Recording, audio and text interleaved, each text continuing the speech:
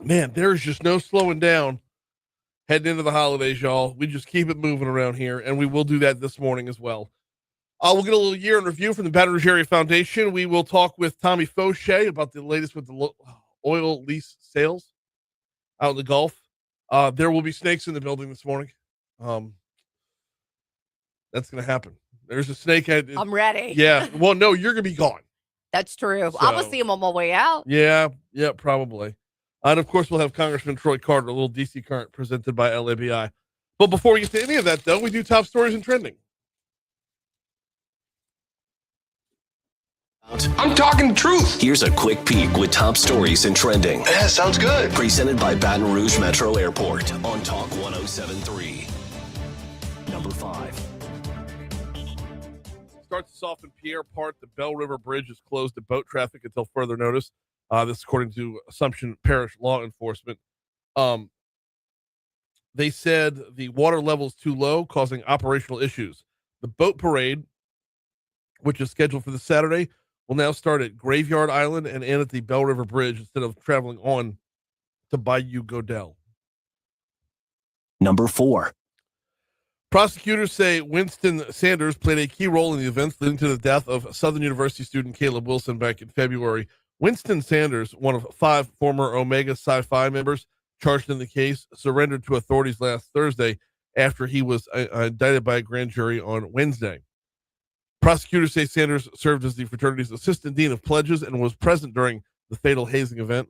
Court documents allege that Sanders and 4 others participated in the hazing. 3 are accused of obstructing police. Number 3. Baton Rouge Fire Department was out early this morning responding to a fire on North Acadian Thruway right after midnight. When firefighters arrived, they saw smoke coming from the roof of the house. Fire officials stated the fire originated in the attic. Everyone in the house did make it out safely. Number 2.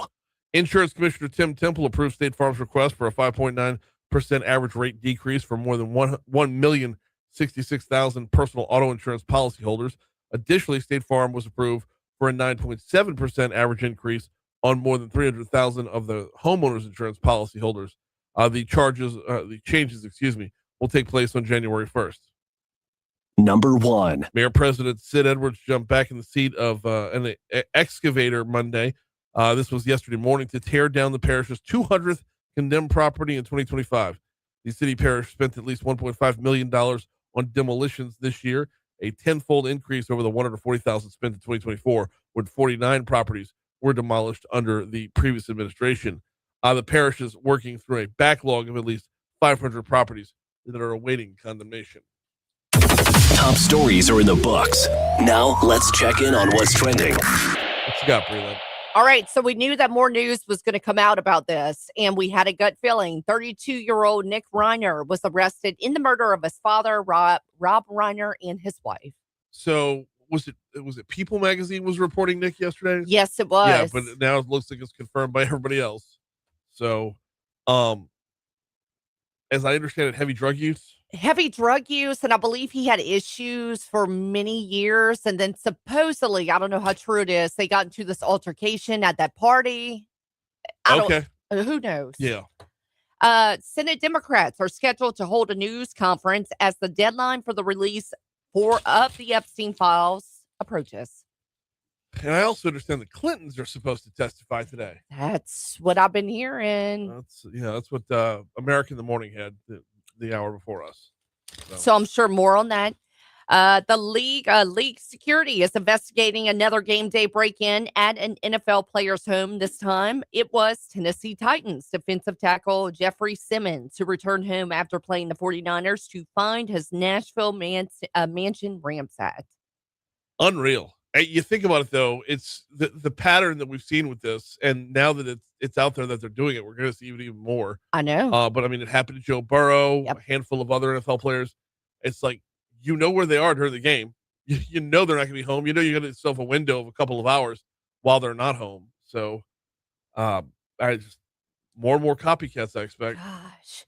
My thing is I say bad guys, but how did they know where the stars live? Oh, come on. You don't know where stars live? Not really. I mean, you got to Okay. do deep research on the internet, and You know where Brian Kelly lived? no. Okay. I know he lives right on the lake. Yes, on the lakes. I don't know what house though, Okay. if that made sense. Because One of the ones that kind of jets out. I'm sure, like you said, if you do your research, you would be able to. Yeah, it's not difficult to find out. I mean, growing up, we knew. Okay, I'll give you a perfect example. I grew up. One of the houses we lived in a couple different houses growing up. One of the houses we lived in, we were right around the corner from Hokie Gajon, former New Orleans Saints. What? Yeah, and this was like in the '80s when he was playing for the Saints. And I guess people talk, you figure it out. Yeah. It's one of those. Yeah. Huh. Yeah, we lived around the corner from Hokie Gajon. Bobby Hebert lived over in Greenleaves in Mandeville. Hobie Brenner, the tight end, lived in Beauchene, which wasn't far from where we were. Yeah. So yeah, it's you see him cutting his lawn. It's normal. It's just a normal guy. Yeah. So man, that was an interesting little subdivision. It was right behind Franco's in Mandeville. Okay. And I'm sure a lot of LSU baseball fans remember the name Andy Canizero. He lived around the corner from me there too. You knew all the people, Brian. You still do. It was this little bitty subdivision, like a 3-block subdivision. Dr. Laperouse, who comes on from Orlando Lake, he was around the other corner. Oh my God. I know. This little innocuous little subdivision right behind Franco's. So who would have thought? Right? Crazy. All right. We're at 611 at Talk 107.3 FM, WBRP. That's a nice little story about community right there, which walks me up to a story about a community bank. Who handles your banking? The importance of having a banker, not just a bank, is unbelievable. The difference is all the difference, y'all. And if you go to landmarkbankla.com, landmarkbankla.com, you can learn more about Landmark Bank, who they are and what they do and how they make a difference. Landmark Bank, first of all, they were founded as a community bank back in the 1800s, 1897. They were founded as a community bank. And today, they remain true to that mission. If you go to landmarkbankla.com, you can pull up their locations, hours, all those good things. But read up on their history a little bit. I mean, the way they got started and the way they've developed and they've grown without outgrowing themselves. It's really a great story, and it's here for you. Landmarkbankla.com.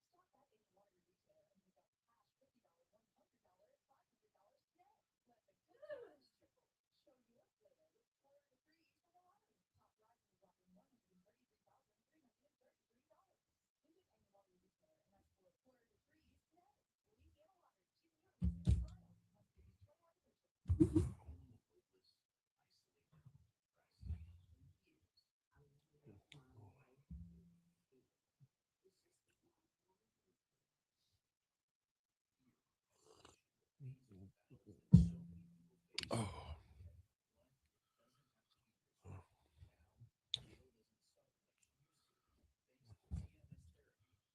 Andy lived right across the street from my buddy Goon. And Goon lived 2 doors down from. And it wasn't a big subdivision. It wasn't fancy either.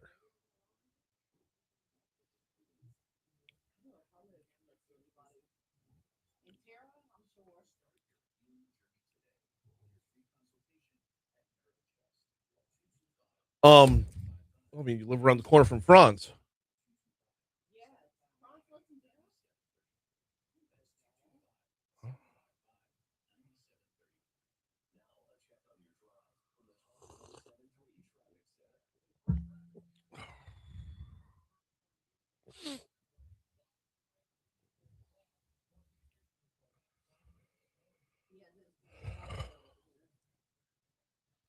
Yeah.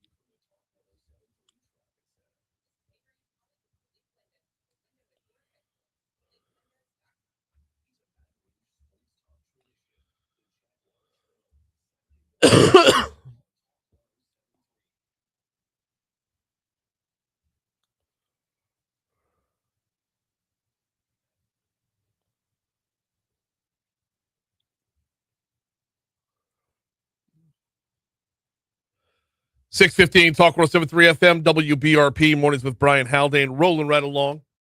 It is sports time. LSU women's basketball is going to be added today. In fact, that's an important programming note right there. We're going to be preempting the last half hour of Moon to move over to LSU women's basketball. 10:30 is when we'll pick up coverage, or when the pregame show begins. Tip-off is at 11 o'clock this morning. LSU welcomes in Morgan State to the Maravich Assembly Center. And just letting you all know ahead of time, this is the field trip game, which Kim Mulkey schedules one every single year. And it's awesome. It is always awesome. I love it. But be ready for it. I'm so excited. Fever pitch of children excited. screaming. I mean, it's nonstop white noise. You could barely hear Patrick and Shaida. Oh my and there's god! nothing they can do about it. And Kim probably loves it. She'll look up in the stands. The whole world, everybody loves it. It's the girls. I didn't even know that this was a thing. All I was told was, "Hey, Miss Telly, can you chaperone?" Yeah. And I'm like, "Oh, okay. LSU women's baseball game. Okay." I didn't know it was a thing. Yeah. Yep. So they'll take on Morgan State today at 11. LSU coming in at 11-0 on the season, ranked number 5 in the country. After Morgan State, they got Texas Arlington on the 21st. They'll take off a couple days for Christmas, come back, play Alabama State on December 28th. January 1st, we'll open the new year, and we'll open conference play with Kentucky. That's going to be at home, and then they'll hit the road to take on Vanderbilt, and then it's off and running with the conference schedule there for the LSU women's basketball team. On the men's side, flipping things around, the LSU men's team is back at it on Friday.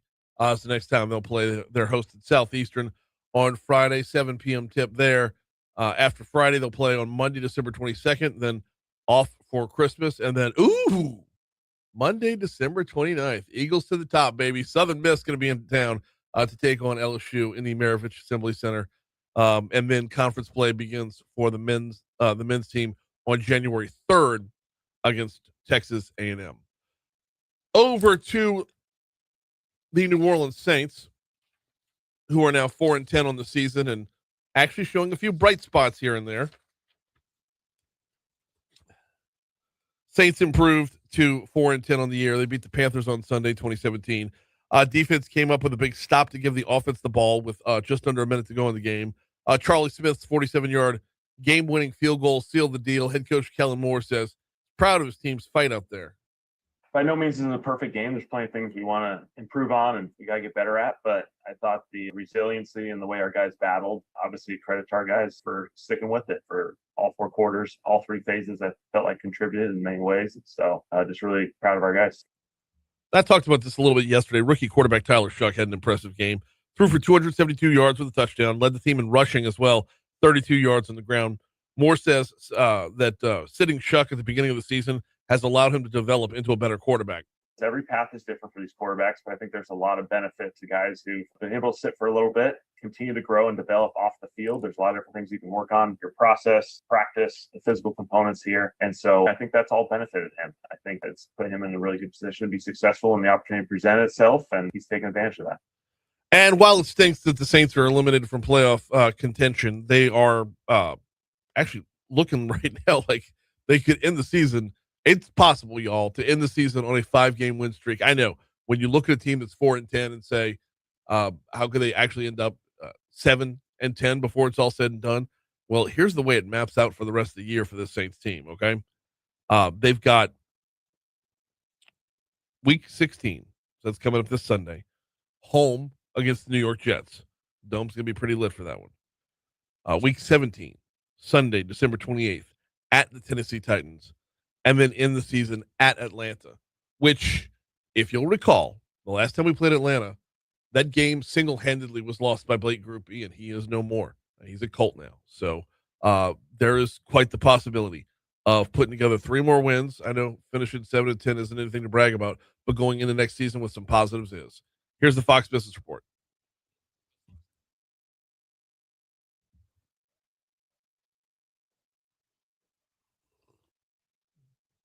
Oh, my word.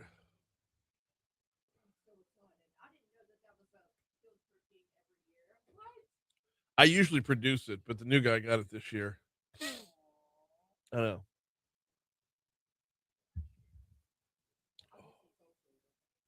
What? Sure.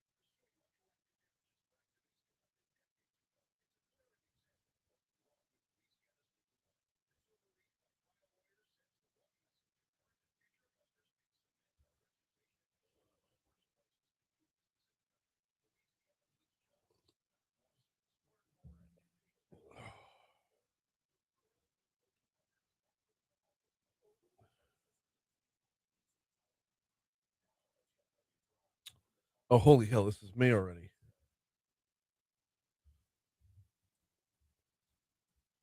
All right, let's get him back to the traffic center right quick, see what's going on this morning to start things off a little bit.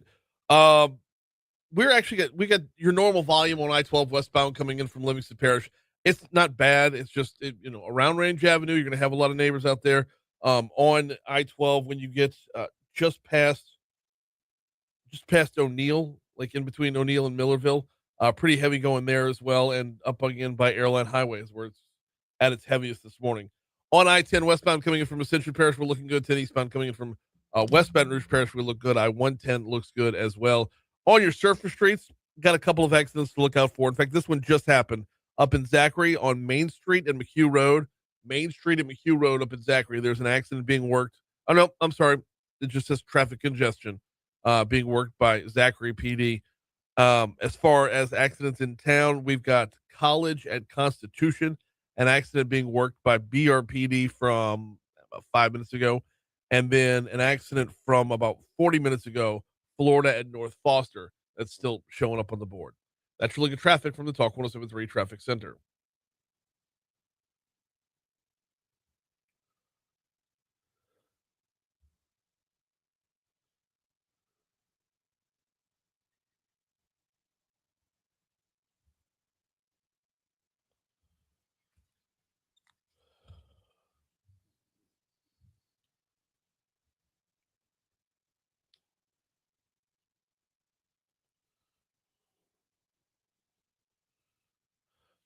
.624 Talk 107.3 FM WBRP mornings with Brian Haldane rolling right along. Before we dive into our next topic, got to tell you about the folks over at Industry Makes, it's a campaign that was born out of a collaboration and needed to present a united industrial front in the face of coordinated anti-industrial messaging. Their mission over at Industry Makes is to be a trusted source of industrial communications while advocating for future investment and industrial growth that is the backbone of Louisiana. All those businesses up and down the river that employ so many of our neighbors, this is who they speak for. Our manufacturing sector, the businesses support them as well. They can't just stand by while you have so many people that are so vocal against them. That's what Industry Makes does. Is basically the counterpunch, if you will. Learn more at industrymakes.org. Industrymakes.org. Over at Industry Makes, they like to say, let the others make noise. We'll make everything else. Yesterday was a big day for Senator Bill Cassidy. He was down in New Orleans celebrating the signing of his Support Act. He held an event to celebrate President Trump signing this into law. The Support Act, which, if you'll recall, Senator Cassidy was on with us a little over a week ago talking about it, bolsters prevention, treatment, and recovery services for Americans with substance use disorders and mental illness. The event also honored angel families who lost loved ones to fentanyl and was hosted by the Southeast Louisiana branch of the National Alliance on Mental Illness. Now, the senator, along with this bill, you might recall, was in town, I guess it was about 2 months ago or so, and hosted a number of families. They were over at the state archives, hosted a number of families talking about those angel families. Central's Mayor Wade Evans was out there. You had a whole stack of just survivor families. But this is another, what's the word I'm looking for? Feather in the senator's cap in the battle against fentanyl and opioid abuse. In addition to Cassidy's Support Act, President Trump also signed the Halt Fentanyl Act. Actually, that's the one that he was talking about when he was in town a couple months ago. The Halt Fentanyl Act was signed into law earlier this year. Now, that bill gives law enforcement another tool to crack down on drug dealers by permanently scheduling fentanyl substances as Schedule I narcotics under the Controlled Substance Act. So this is kind of a 1-2 punch in 2025, taking on the opioid battle from the senator. And the Halt Fentanyl Act was more on the law enforcement, and whereas this one, the Support Act, it's more on the prevention and treatment end. It's the Support Act is the carrot. The Halt Fentanyl Act was the stick. And he got them both done. Got them both done before the end of the year. And I bring all that up to ask this question. We're about to start mapping out this Senate race for next year. In fact, my dry erase board up in my office is already got the inklings of how we're going to map out coverage, map out interview schedules and the like. We're about to start mapping out the Senate race for next year, and I'm curious, what's important to you? What's important to you in this upcoming Senate race? I was speaking with Blake Migas last week, and we just happened to run into him. And he and I were talking, and it was an off-the-record conversation, so I'm not going to get into a whole lot of it. But one of the general topics was setting Louisiana up for the future. We see all too often that the battle is right versus left. The battle is libs versus MAGA. And who's going to take the conversation in the Senate race to that next level, where we're setting up an America First agenda for sure, but we're setting up for the future. We're setting up beyond Trump, beyond Vance even, if it's going to be Vance as the next guy. Who is setting the table to do that?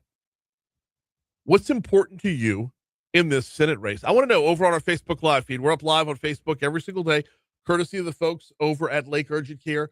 Post up on our Facebook Live feed. What's important to you? What issues are you looking for heading into this Senate race next year? We've got early primaries. We've got closed primaries.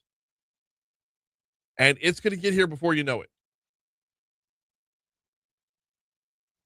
The senator took a big swing at healthcare last week.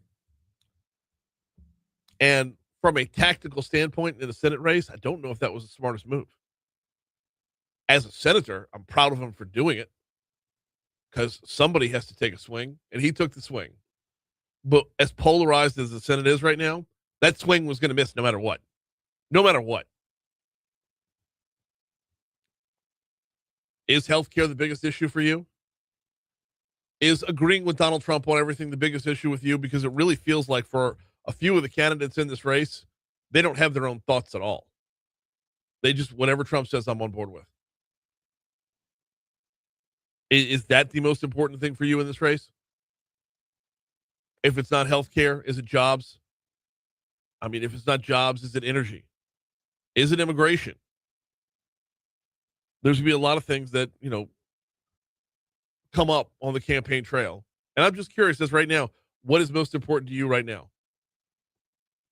We're over on Facebook Live. That's where we'll be taking your comments throughout. In fact, we'll be taking your comments as we hit the break. On the air, we got news, we got traffic, we got weather. We'll talk with Jeff Crouere next over on Facebook Live. Let's get this conversation going. Talk a little bit about the next year's Senate race. Right now, here comes ABC News. Do you have LRN already ready to go?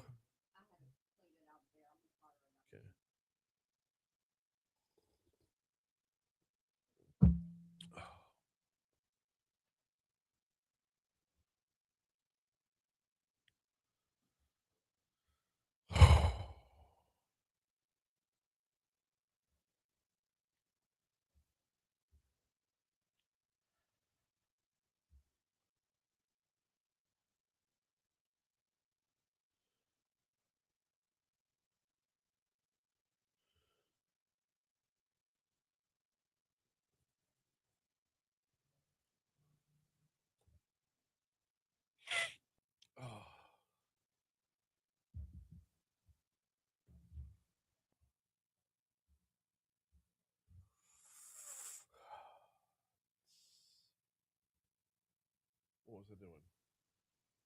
Oh, no.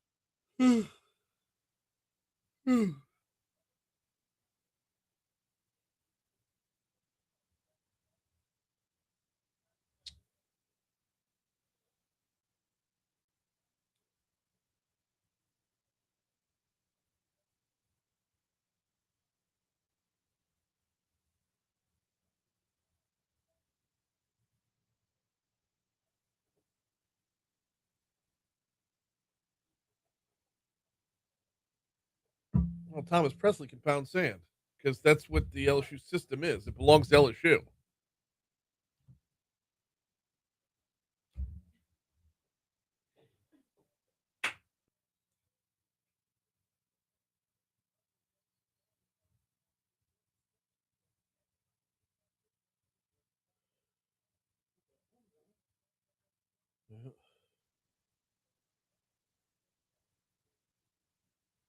I can't for the life of me remember what I wanted to talk with Jeff Crouere about. I'm texting him right now so he'll know the topics.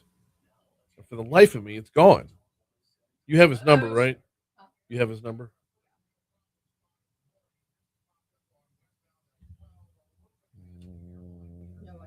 Okay, I'll get it to you in just a quick second. Let me remember this last topic. Oh, talk about the Senate race.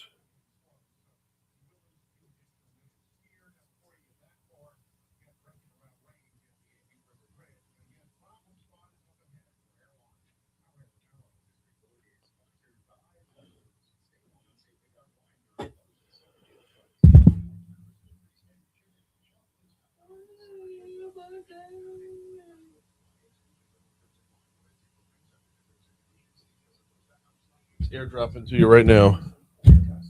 Sent.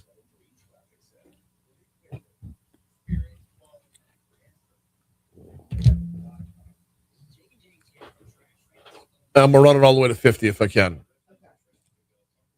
Ugh.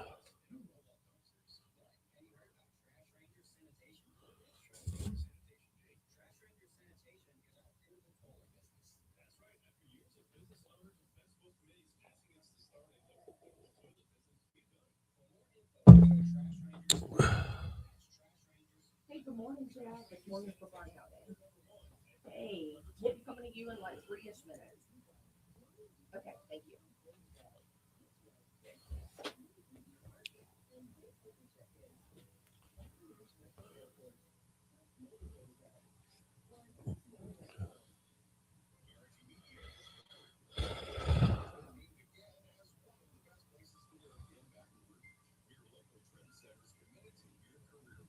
we'll go straight into your money now. Okay. Yeah. First. Okay. And then put the break on the back end of it, and then come back in for a shorter segment.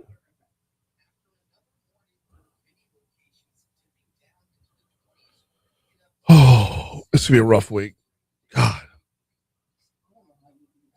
Well, and so I don't sleep just generally, and when things are off, like when things are weird, it messes with me even more. And we don't have a master bathroom right now because demolition day was yesterday, and so yeah. Oh, I gotta shower up in the kids' bathroom. The kids they don't even have cold water. I gotta get a plumber out to the house for that. Because they don't have cold water. It's just scalding effing hot. I know. The house is built in '64. Everything's due to break. Yeah, everything's due to break. So this is like stuff we should have been doing over the last decade. We're just doing it all now. Yeah.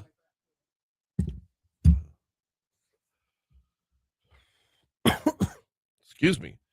636, Talk 107.3 FM, WBRP. Mornings with Brian Haldane, rolling right along. Time to check in as we do every Tuesday with our good buddy Jeff Crouere down in New Orleans. He's the host of Ringside Politics on WGSO. Good morning, Jeff. How are you, man? Oh, how about I hit the button? That makes it work better. When I hit the button and it goes red. There we go. How are you, brother? Good morning, Brian. Before we even dive in, let's just go ahead and get clear, right? This is going to be the last time we chat this year because, I mean, we got holidays coming up. I'm sure you got family to visit with. I got family to visit with. So we're going to pack it in for the new year after this. All right, man. We'll talk to you in 2026. Exactly. And which actually leads me right up to my first topic is as we approach the new year, we're, of course, I hate to start off on such a somber topic, but as we approach the new year, we're approaching the anniversary of the terror attack in New Orleans. Talk to me a little bit about what's going on down there. Is there heightened awareness? Is it affecting the mood of the holidays? What's going on? Well, I mean, I went down there the other day and saw the memorial that they had put up, which was nice to remember the 14 people who were tragically killed. Mm-hmm. So I think there is, heightened awareness with it coming up. And, the FBI just released, I think it was yesterday, the arrest of someone who they said could have been planning an attack. It was FBI New Orleans who was involved. So, a terrorist was apprehended. So there could have been some other type of a terror attack in the works. Yeah, this was for Los Angeles. Was a major deal, right? Yeah, and I believe they got somebody in New Iberia. Which, by the way, did you read that press? Did you read the whole press release?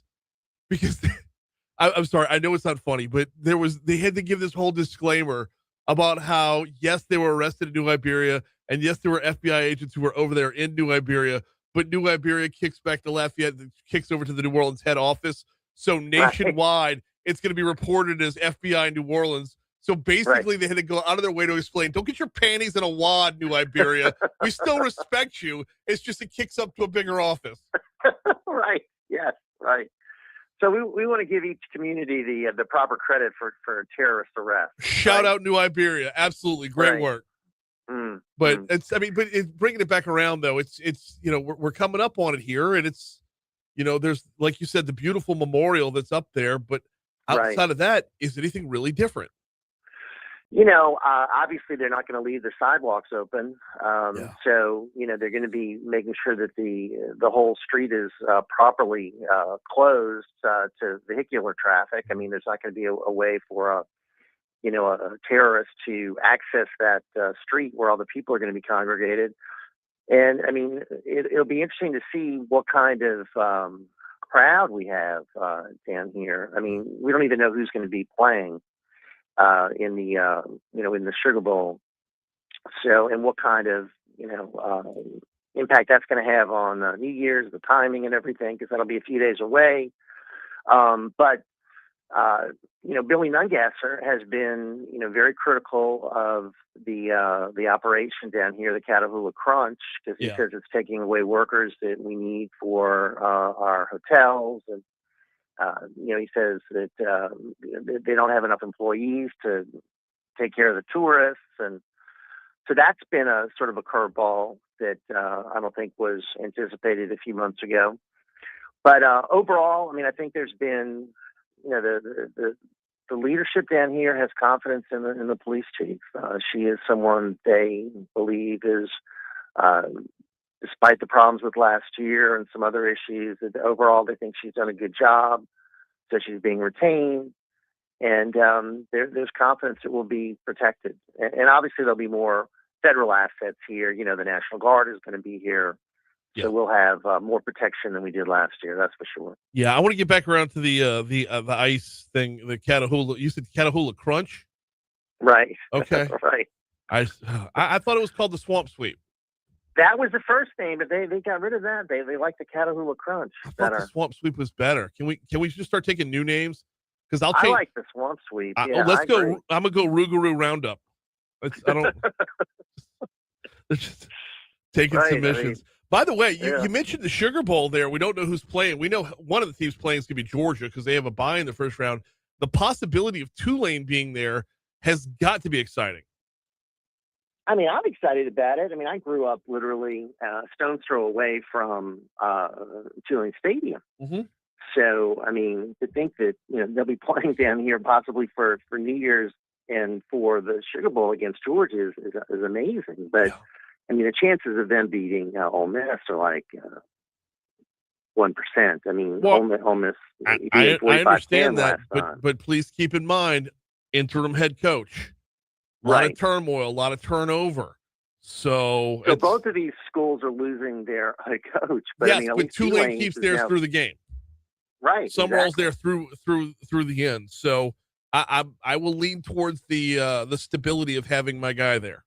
Right. I think that's going to be better for Tulane, and that they know what to do now after the last game. Mm-hmm. By the way, it has been great for Tulane for these last few years to have good teams and to see people backing the stadium. I mean, that's been missing for a generation, really, since Mac Brown was here, and you had Tommy Bowden. You had a great year there about 25 years ago, and then you had all these bad teams. So to see it, on campus with big crowds for Tulane, which is 30,000.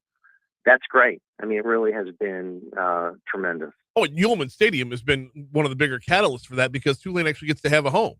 I mean, exactly. Playing all those years in that cavernous Superdome is great for the Saints. But if you're Tulane, if you're missing 10,000 people in a dome, you might as well be missing 30,000 people.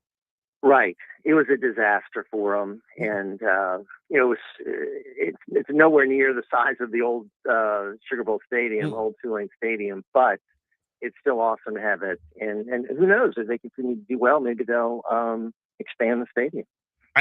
They very well could. And with the success under first Willie Fritz and now with the current coach, you get with that you're building a program. It's not one-offs like it was, like you said, with Bowden. Or when Sean King was the quarterback, it's not one-offs. It's a building of an actual program. Now we're talking with Jeff Crouere, host of Ringside Politics. Hey, saw the headline, getting it back around to possible changes as a result of the terror attack. Saw the headline over at NOLA.com right now is New Orleans officials are considering permanent gates to prevent another Bourbon Street vehicle attack. How serious is that proposal? I think it's pretty serious. I mean, this has been something that they've talked about for a long time. And, this could be a way to obviously have much upgraded protection. But there's always been the pushback because of potential, hurting of commerce and lessening the ability of people to get to Bourbon Street as far as, customers, because it's a thriving thoroughfare. I mean, you have businesses on there. So, I mean, that's the question. But, I mean, personally, it certainly would make it easier to protect that area if they did that. Made it an urban Disney World and just closed it to traffic. But, we'll have to see if that happens. I think there are a lot of pros and cons. We got a couple minutes left here with Jeff Crouere, host of Ringside Politics. A couple more for you, Jeff. I was talking earlier in the show about next year with our closed primaries in the Senate race that's coming up. I'm curious. I'm curious as to what's important to people in this upcoming race, because there's going to be, healthcare is going to be a huge topic. The economy is always the number one topic. Jobs are always a big topic. Immigration's a big topic. But I think this particular race, we're going to see a couple of different topics out there, because one of the strongest challengers, he's not polling like it right now. Well, I can say two of the strongest challengers for Senator Cassidy would be Julie Emerson and Blake Miguez. I know they don't have the numbers right now, but as they turn on their ground game coming into the new year, we're going to see their numbers swell a little bit. And I think one of the bigger topics we're going to be talking about legitimately is setting Louisiana up for the future.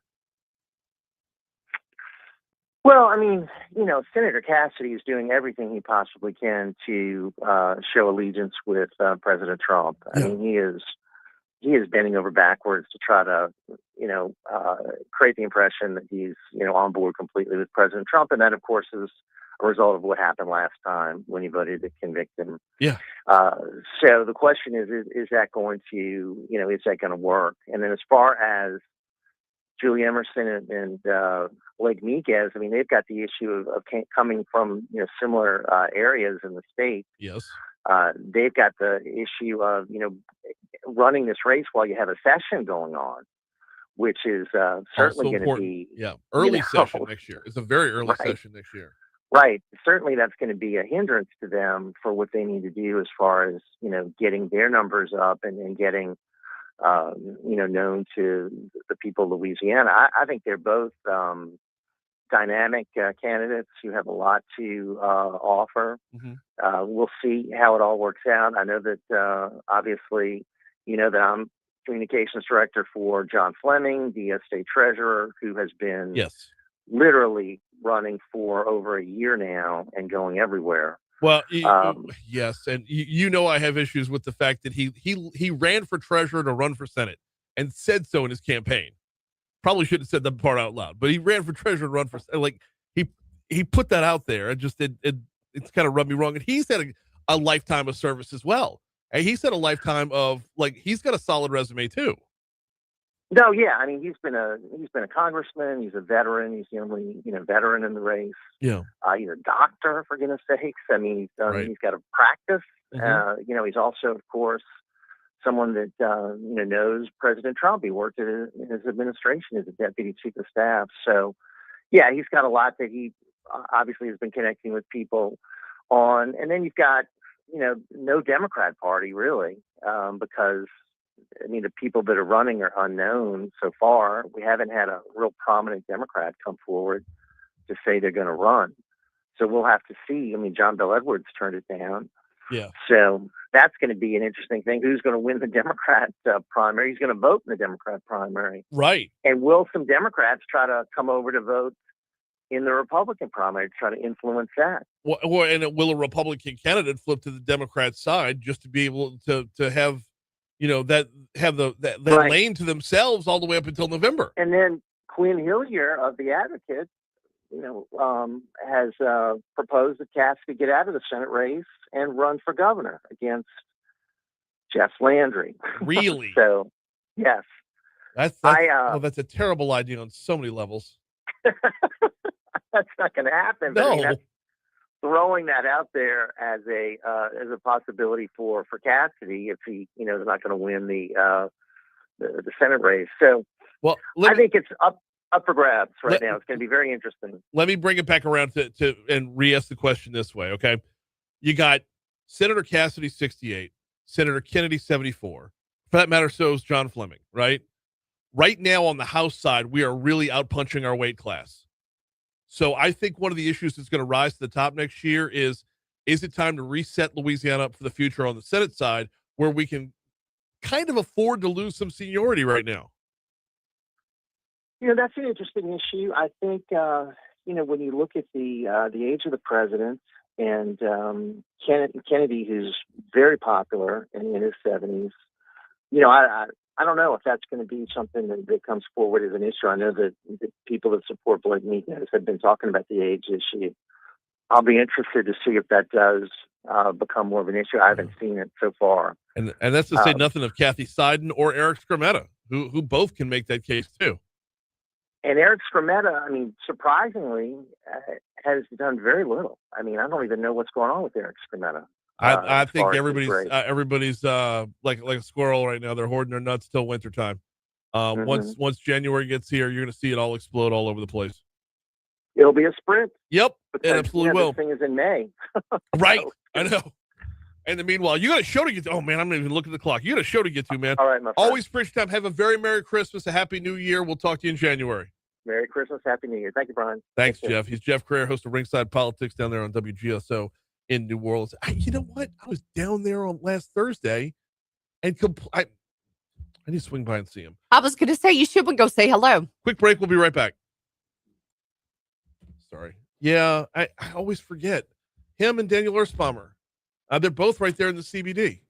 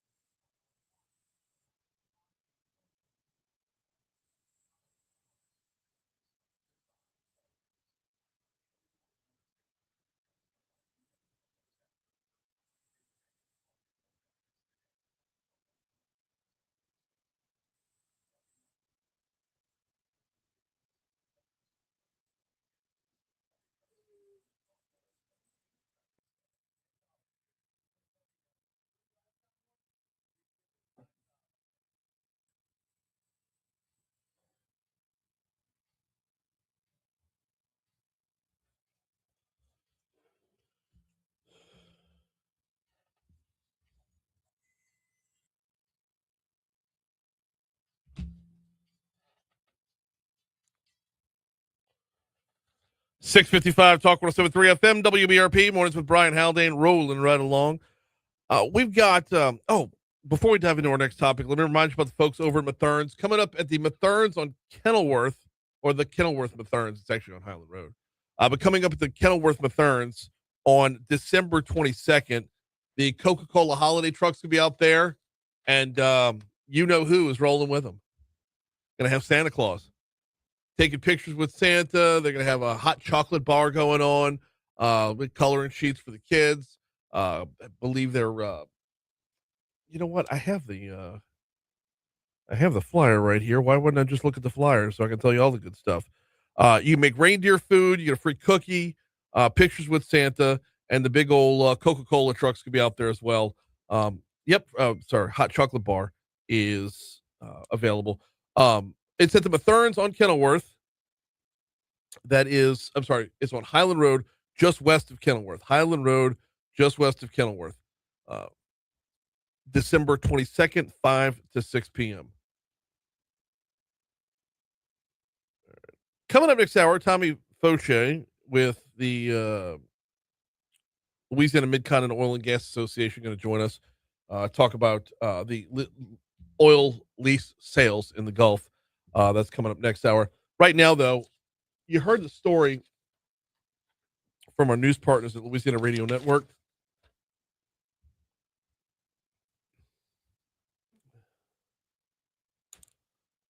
And, dadgummit.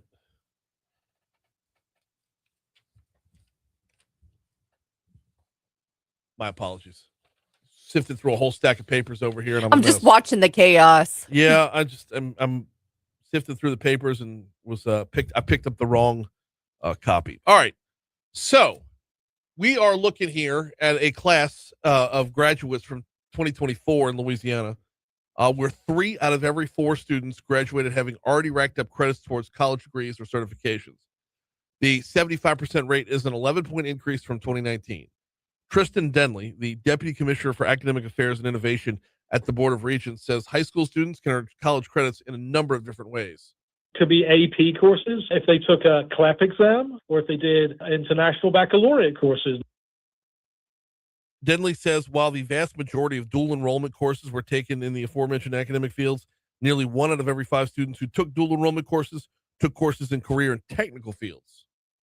By 2030, every student would graduate from high school with either some kind of college credit on their transcript or an industry-based certification or short-term workforce credential.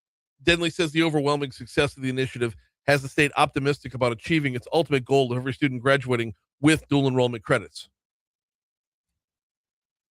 12. The students might take some kind of industry-based certification, like a CompTIA A+ certificate around cybersecurity, or maybe they take an NCCR Electrician 1 certificate to get them ready to be an electrician. You realize what kind of a game changer this is? Like, if you continue down this path, advancing through this path, I mean, think about it. If you go to college, but with the certification for a technical field under your belt already. I mean, now you're not talking about working some part-time job for minimum wage to work your way through college. Or if you talk about going to college with a handful of credits already, knocking a semester or more off of that student loan on the back end. Either way, you're walking in more prepared. Either way, you're walking in ready to face the battle, and you're prepped. That's amazing. 3 out of every 4. Pretty solid number. All right, we got news, traffic, weather, all along the way. We'll start off with ABC News coming up here in just a little bit. Hour 2, Tommy Faucheux is going to join us, and Chris Meyer from the Baton Rouge Area Foundation is in next hour as well. Let me go see Tommy.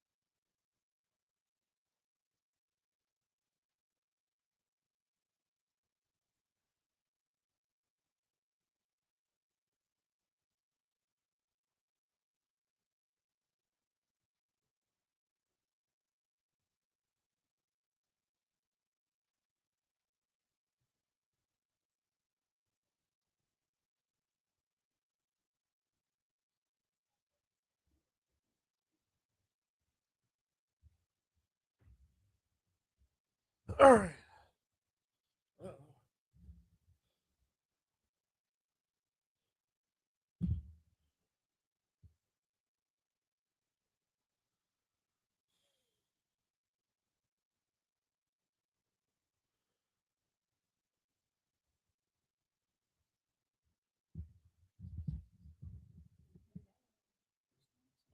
Right here.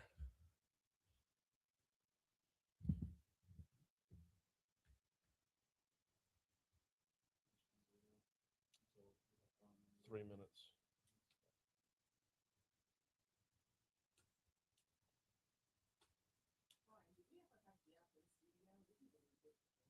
Crouere?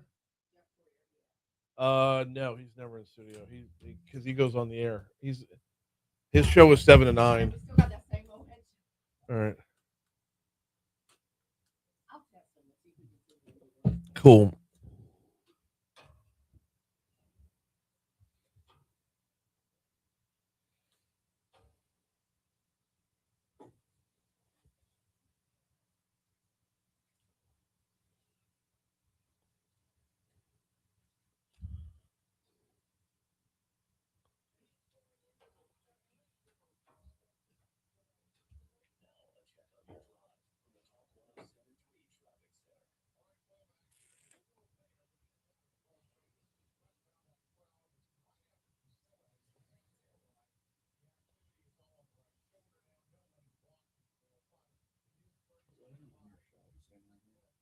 No, you shouldn't be.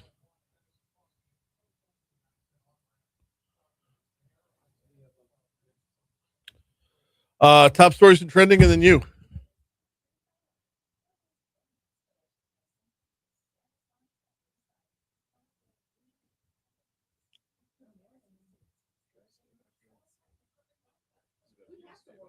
Yeah, you're fine either way. Yeah.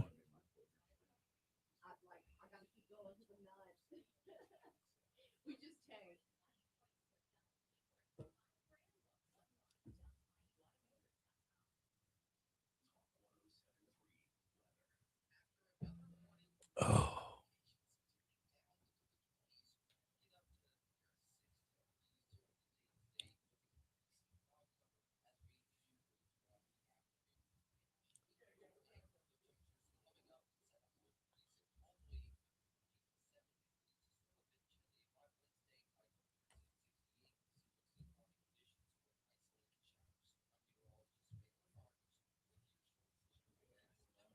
Yeah, no, have at it.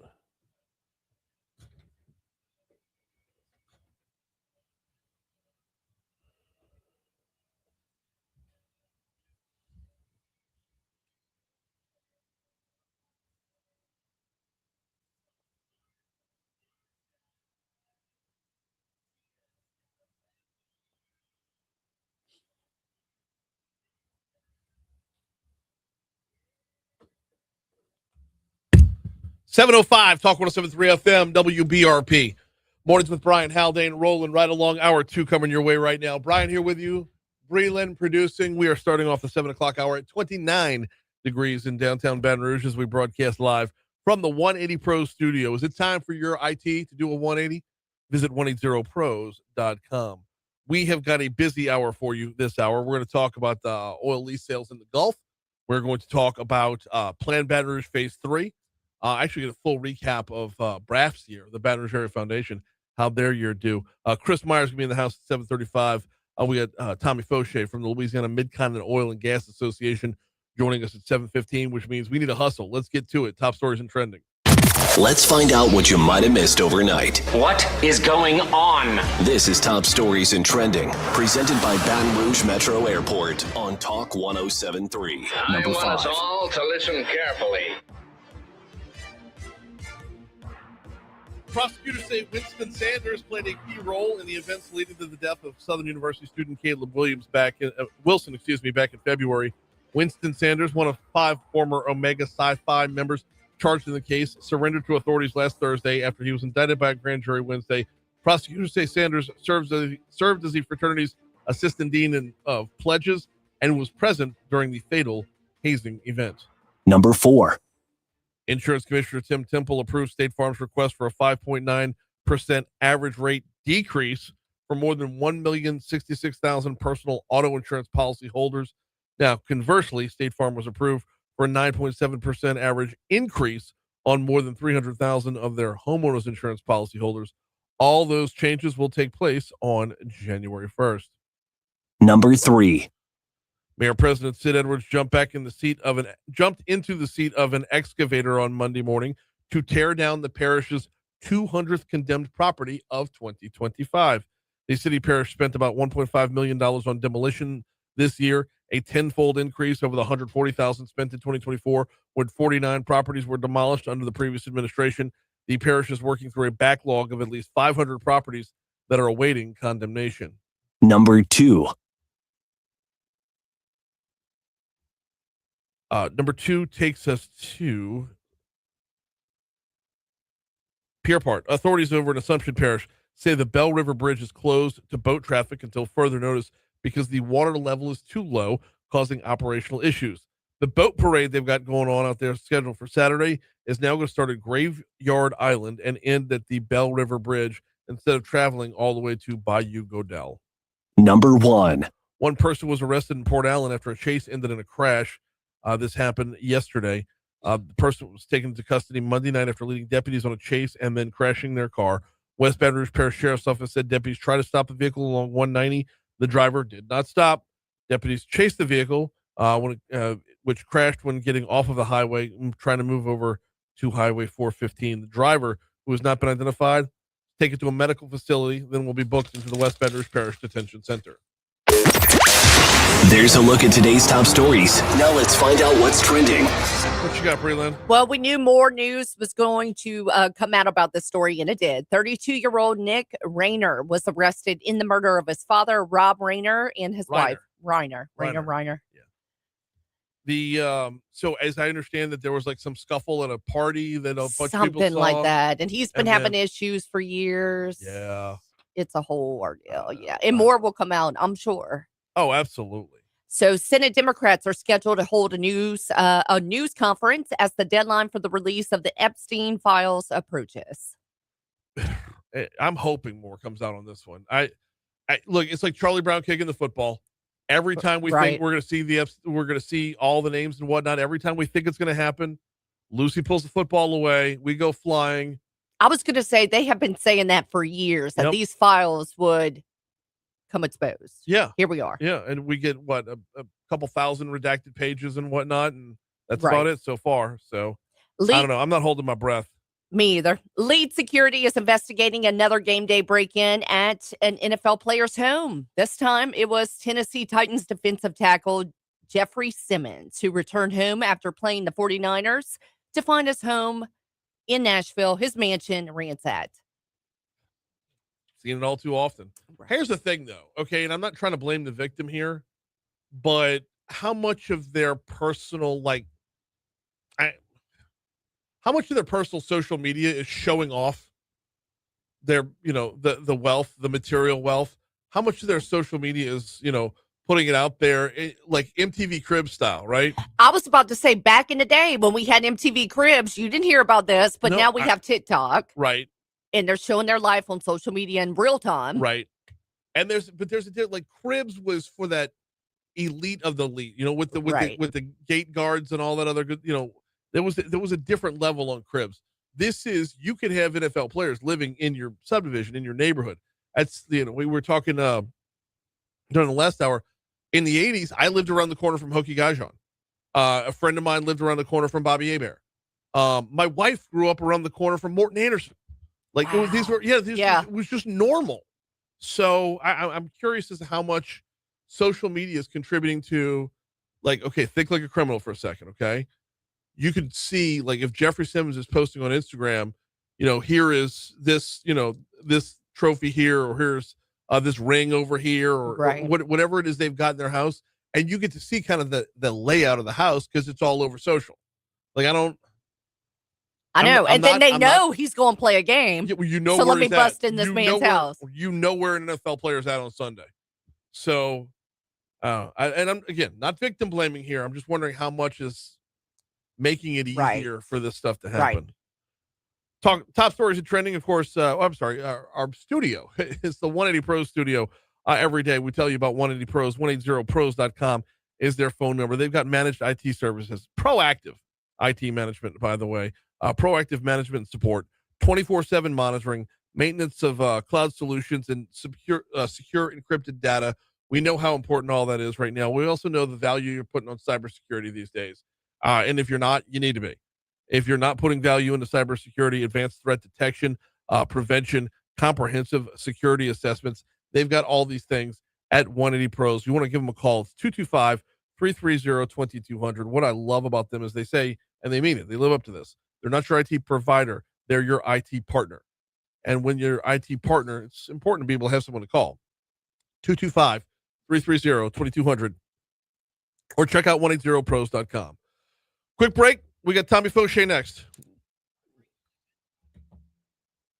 All right.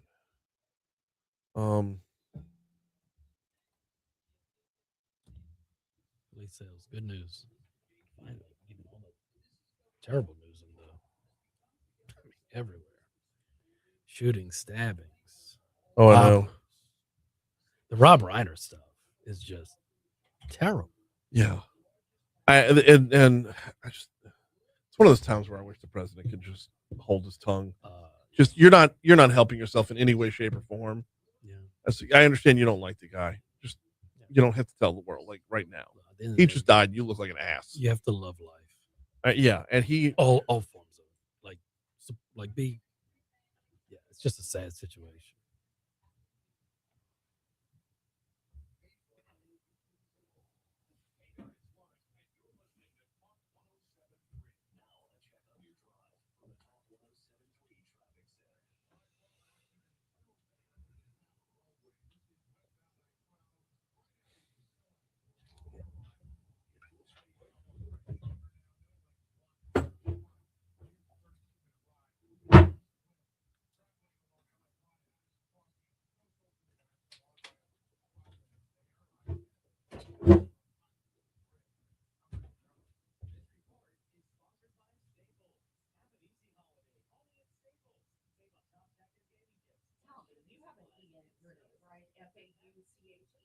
EUX. No A. EUX. The entire world wants to put an A, but it's just EUX.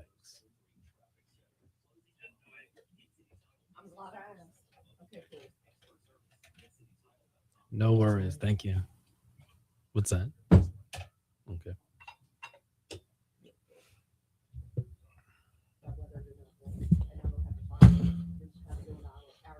all right. It's the hour 3 open. It's just a bumper right here. There's no weather right there. The weather's before the segment. You already played the weather.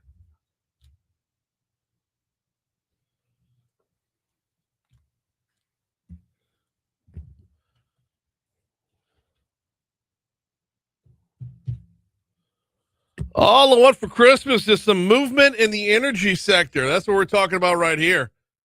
Offshore oil and gas lease sales. We're seeing some movement right there. Tommy Faucheux with the Louisiana Mid-Continent Oil and Gas Association joins us now. How are you, sir? I'm good. Thanks for having me in person. No, glad to have you in person. It's have you been in the studio before? It's been a minute if you have. It's been a while. Okay.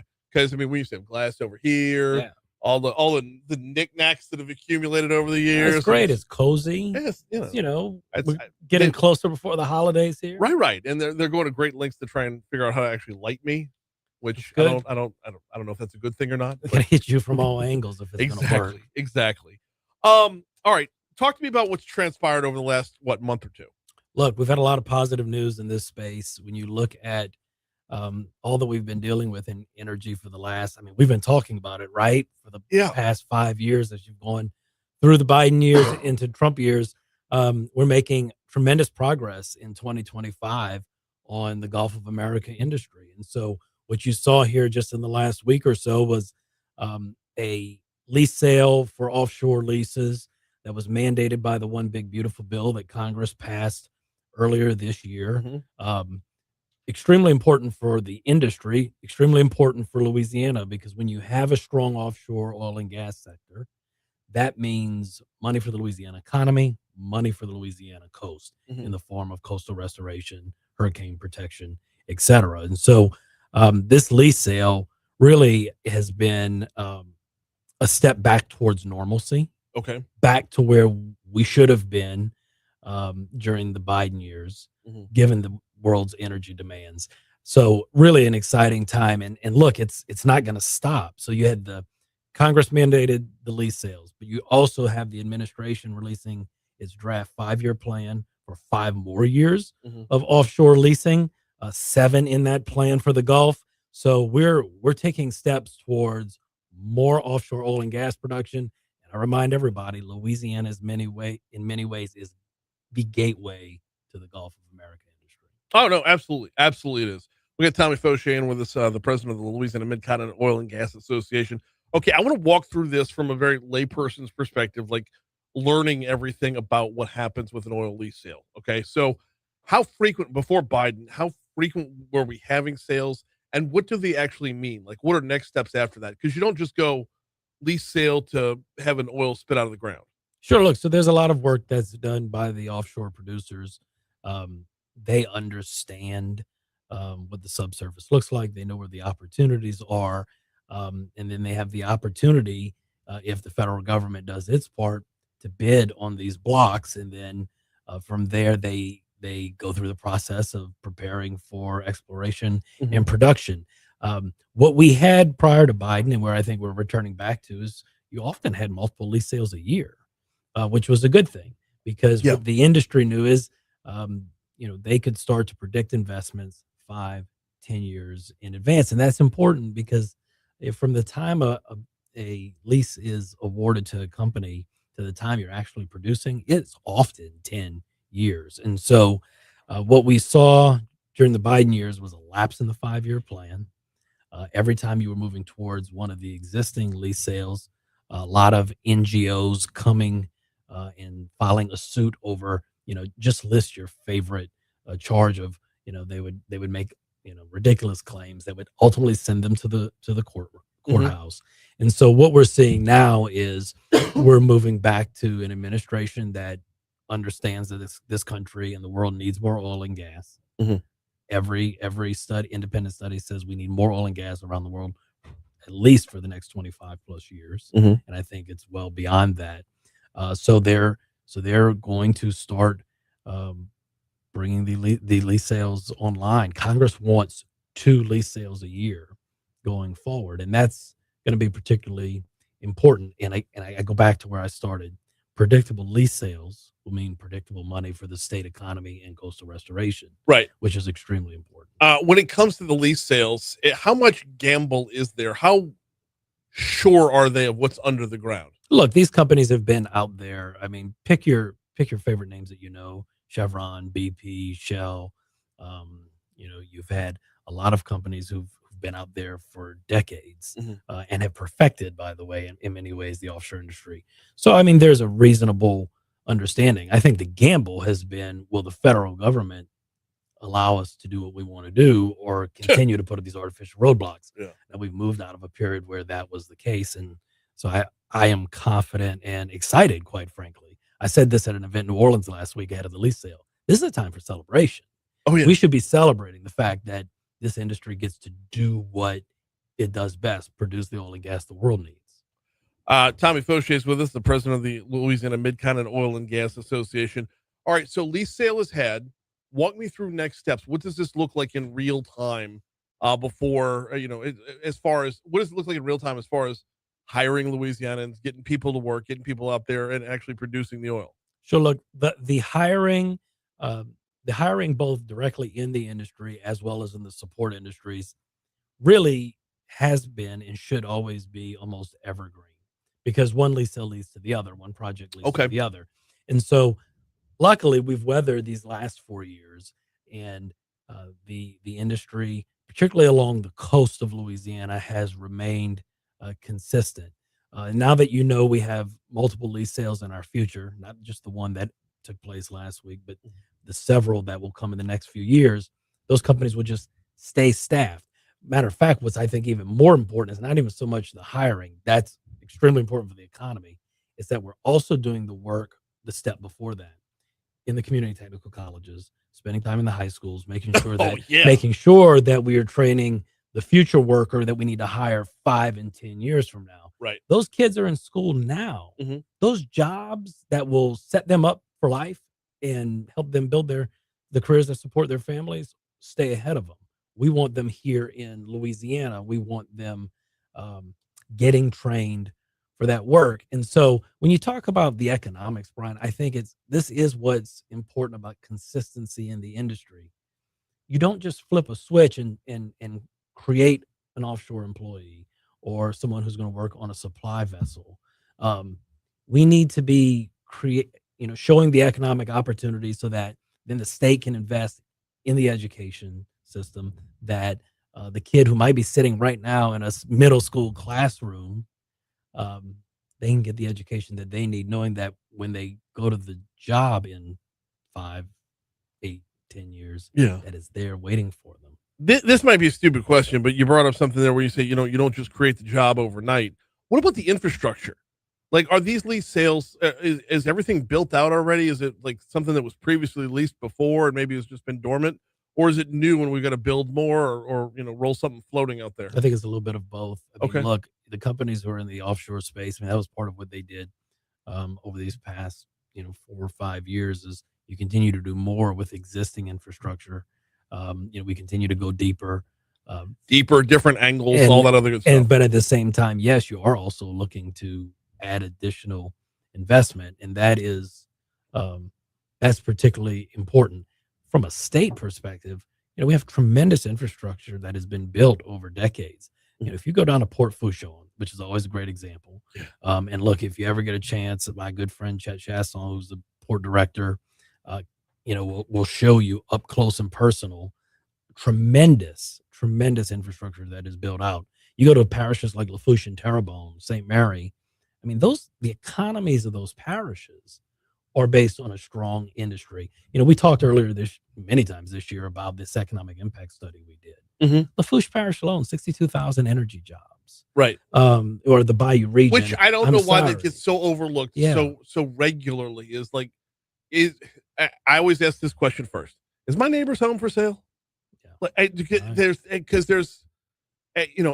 As a member of a community, as a resident, as a taxpayer, as someone who I want to know up and down my street and the street, 2 streets over, that we've got a little bit of security within our neighborhood. And that is gainful employment all of it starts with gainful employment. I don't know why that gets brushed under the rug so quickly. Look, I think I remember Hurricane Ida, for example, which really, the eye of that storm ripped straight through the river, the western side of the river parishes in the Bayou region. Oh, yeah. The reason they were able to bounce back so quickly was because of the companies, who called those parishes home, just being good neighbors. Yeah. Some of the best corporate citizens you could find anywhere in the world. But then second, because they knew that the energy needs of this country could only be met by getting those communities back on their feet, because you can't have a strong offshore industry if you don't have the support communities. And that's what I think is extremely important. And, it's why we have to protect those coastal parishes. The success of the offshore industry and the ability for the United States to be able to help meet the energy needs of the world depends on all of our friends and families who live along coastal Louisiana. And so we need to be good to them. We need to keep it affordable for them to live along their coast with reasonable insurance. We need to know that in times of disaster, we will invest and get them stood up. And guess what? The best way to do it is just keep a consistent industry, because then the money flows back. Their economies are strong. They're educating their kids. They're keeping their families safe. And by the way, money is flowing to protect the coast, which protects their homes at a time of a hurricane. Yeah, and you can't point me to the industry where inconsistency rules the day. Like I tell people all the time, if you want opportunity for this state, unleash an oil and gas industry. Period. We are some of the leaders in driving the state's economy. Let's pivot over to the president's announcement about the 5-year plan. What does that look like, and will it really? It's a 5-year plan, but he's not going to be there 5 years. No. What does the 5-year plan look like in its current form, and what could it morph into? Look, so it's really important. The 5-year plan. I mean, we saw this during the last administration. You know, if the plan is finalized, and it will be, it's in a public comment period now. It will be finalized. It is law, and the only way to stop the law is to either replace it with a new one, or what some have tried to do is just go to court repeatedly to stop it. We need that 5-year plan because we need the roadmap. Congress is also taking some very important steps, I think, to you saw this in the One Big Beautiful Bill. Not only did they mandate the lease sale we just had, but they're mandating, I think it's 35 lease sales over the next several years.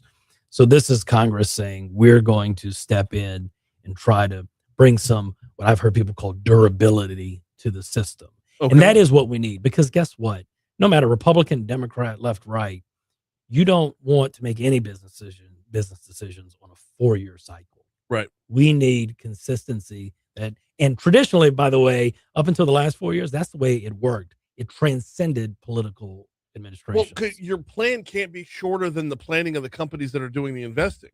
I mean, you're talking about major global companies who do their mapping, their budgeting in 5 and 10-year scales, not congressional terms. You have some of the world's largest companies calling Louisiana home, calling the United States home.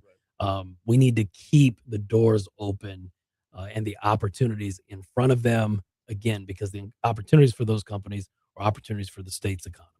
Two more for you before you get you out of here. We only got about 2.5 minutes left. What does the public comment period look like? How comparable is it to, like, say, when we have a public comment period at a Metro Council meeting? I mean, is there a little bit more than that? Why? Yes.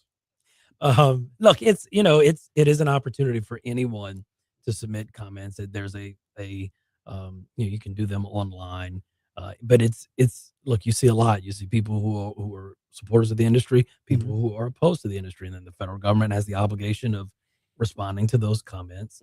But at the end of the day, I mean, we have decades of showing how this country, the offshore space, how you can operate safely, how you can not only provide those economic opportunities, but then also share them with the communities that support the industry. And look, let's be real. GOMESA, which is where we get the program that allows us to share a lot of that money, doesn't just go to Louisiana and to Louisiana parishes. Right. It goes to communities and states across the Gulf Coast. That's extremely important. Last one before we get you out of here. And if you thought you were going to get through a full interview without a carbon sequestration question, as Lee Corso would say, not so fast, my There's friend. not an hour in my day I get. How much of the next 5 years, how much of the investment, how much of the lease sales are going to revolve around having that as an offset? Look, I mean, we're producing some of the lowest carbon barrels of oil anywhere in the world in the offshore space. So that's great. Always extremely important to remember. But the industry still wants to decarbonize. And I think, look, we're going to see offshore leases moving forward. I am hopeful that we will start seeing permits being issued here in Louisiana at a more rapid pace in support of carbon capture. Look, I still believe it is a necessary extension of this industry. Think about what Louisiana is poised to do. Serve the oil and gas needs of the world through offshore drilling and production. Yeah. Decarbonize the products that people in Asia and Europe want to buy, because we're producing low carbon products and low carbon energy in Louisiana. Louisiana is poised to be one of the world's energy leaders. I'm going to say that and hope that Santa brings all the presents needed to make that possible. Started with what we wanted for Christmas, ended with what we want for Christmas. He's Tommy Faucheux from the Louisiana Mid-Continent Oil and Gas Association. Thank you so much for a couple minutes this morning. Have a Merry Christmas and a Happy New Year. Bro. You do the same. Here's news. For us, we just need to reach out and grab it. But the sky is falling. The sky is falling. When we're always on Facebook Live. So. I know. But it's good. I mean, it is. There's plenty of opportunity ahead of us. No, I know. It's all for us to take, and it really was. We were in New Orleans last week. It was exciting. Just celebrating these steps towards what is right, which is good. y'all take a break for the holidays? What's that look like for y'all? Oh, yes, we Is get it like a Brian Haldane greatest hits that plays or something? So we carry Bloomberg News, and they run live programming over the holidays. So I'll carry them one day. ABC offers special programming. I'll carry like a Christmas special. Carry that one day, and then the 26th will be a best of. Okay. Good deal. Which this segment will be in. Oh, I like that. All right. Good deal, man. Well, thanks for all you do. Bring us all in here all year long. Oh, it's my pleasure. Have a Merry Christmas. You going to Washington Mardi Gras? Absolutely. Good Did deal. you guys fill sponsorship? We're short by 2 right now, so We're gonna talk about it. Okay. See what we can do. Okay, cool. Yeah. I mean, if not y'all, then help me sell. Yeah, So- no, I got you. All good. All right. Good deal. Thank you. Bye. Thank you. How are you? Merry Christmas, y'all. Howdy. How are you, sir? Doing well. How bad is it out there? Cold wise. It's fine. I was running outside this morning. You were running this morning? I was. What's wrong with I you? work at 5 a.m. every day.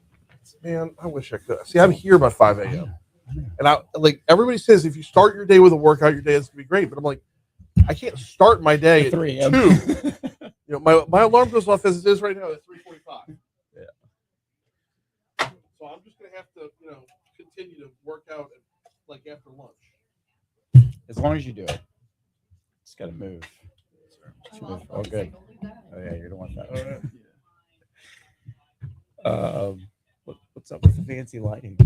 It's a passive aggressive way of telling me I'm too white.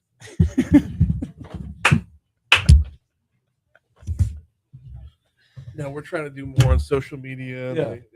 I like it. The old videos were just grainy and low quality and shitty, so Yeah. we're just experimenting with things till we get it right. Let's do it. I mean, upstairs they built a $500,000 studio, so I think they can for some $15 Well, at least lights. you got a little banner behind I don't you. know if that's gonna stay. I think that's gonna we're gonna find better options. It's all good. It's all good. You got to start somewhere. Yeah.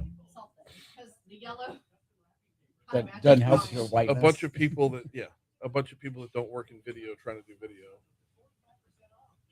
So, we had a guy. One of the guys from 180 Pros was in here. They're gonna offer up some help. Nice.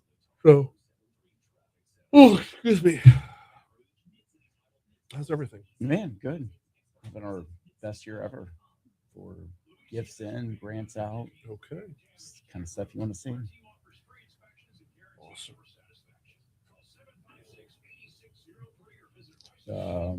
We'll talk a little bit about Plan BR3. It's now time to start turning to implementation. Turn what? Oh, Oh, implementation. Yeah. Yep. So that's exciting. Yeah, it's just a lot of stars coming together, which is nice. Gotta stay positive.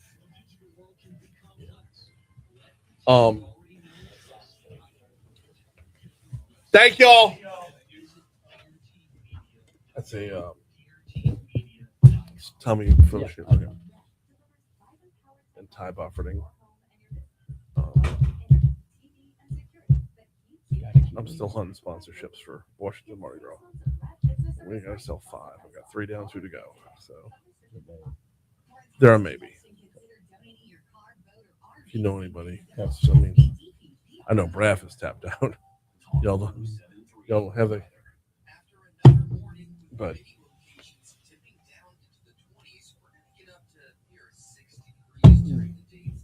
You talked to Breck partnership.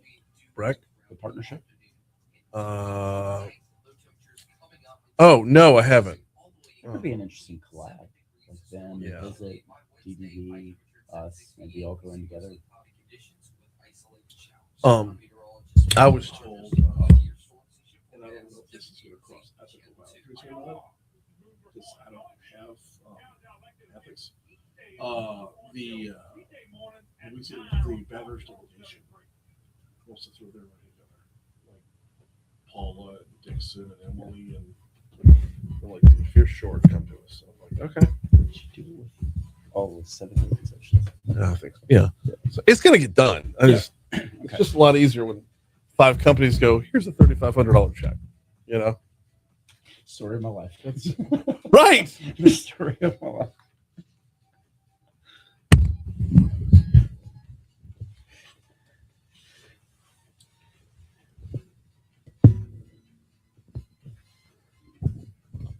Did we have weather? Earlier. 736 Talk 107.3 FM WBRP. Mornings with Brian Haldane rolling right along. If you're waiting for that song to break and like slow down, it doesn't. And it's called A City. I was wondering. No, it's called A City in Florida by Deadmau5, and it keeps going up. Yes, the whole time. if you're on a treadmill and you try to keep up with it, you will die. My God, Brian. 737 Talk 107.3 FM WBRP. Time to get caught up with the Baton Rouge Area Foundation. Chris Meyer's in the house. How are you, man? I'm great. Hard pivot, right? That's what, from the music or from all of it. Yeah, just all of it. Well, yes and no. I mean, we're talking about good news with Lamoga, and the oil lease sales are out there. It's like we're seeing something trend positive. Well, Planned Baton Rouge Phase 3, I would argue, for 2025 was a positive trend. We saw a lot of feedback. We saw a lot of public comment. We saw a little bit of fighting, but good fighting to me. I mean, that's like, I'm all about it because people are making their voices heard. So tell me about it. Where are we at with Planned Baton Rouge Phase 3? Yeah, Brian, I mean, as you said, I think this was one of the highlights of 2025 for sure for the community, because it's been more than a decade since our last plan, and really exciting. We had over 5,000 people participate in this process, which the planners who have done work all around the world have said that, I mean, this was one of the more robust, kind of an engaged, very engaged kind of group of people who had a lot of opinions. But ultimately, I think we returned right to where we started, which was this was going to be a plan that really focused on the river, returning to the best natural asset we've got in this community. Aside from our people, it really is about the Mississippi River and having that kind of unique feature. And so everything about this plan really starts there with a new front porch, designed to bring people together, designed to drive new investment downtown, and designed to bring new residents downtown. And so we're really excited about where the plan is ending up. It's still sort of in its final throes, and we anticipate that early in the new year, we'll bring it forward to the Planning Commission, to the Metro Council, and really want everyone to endorse it because it ought to be our guide for the next 5 to 10 years. Yeah, absolutely, it should. And the last time we saw a Planned Baton Rouge, 2 times ago, we saw the complete resurgence of downtown.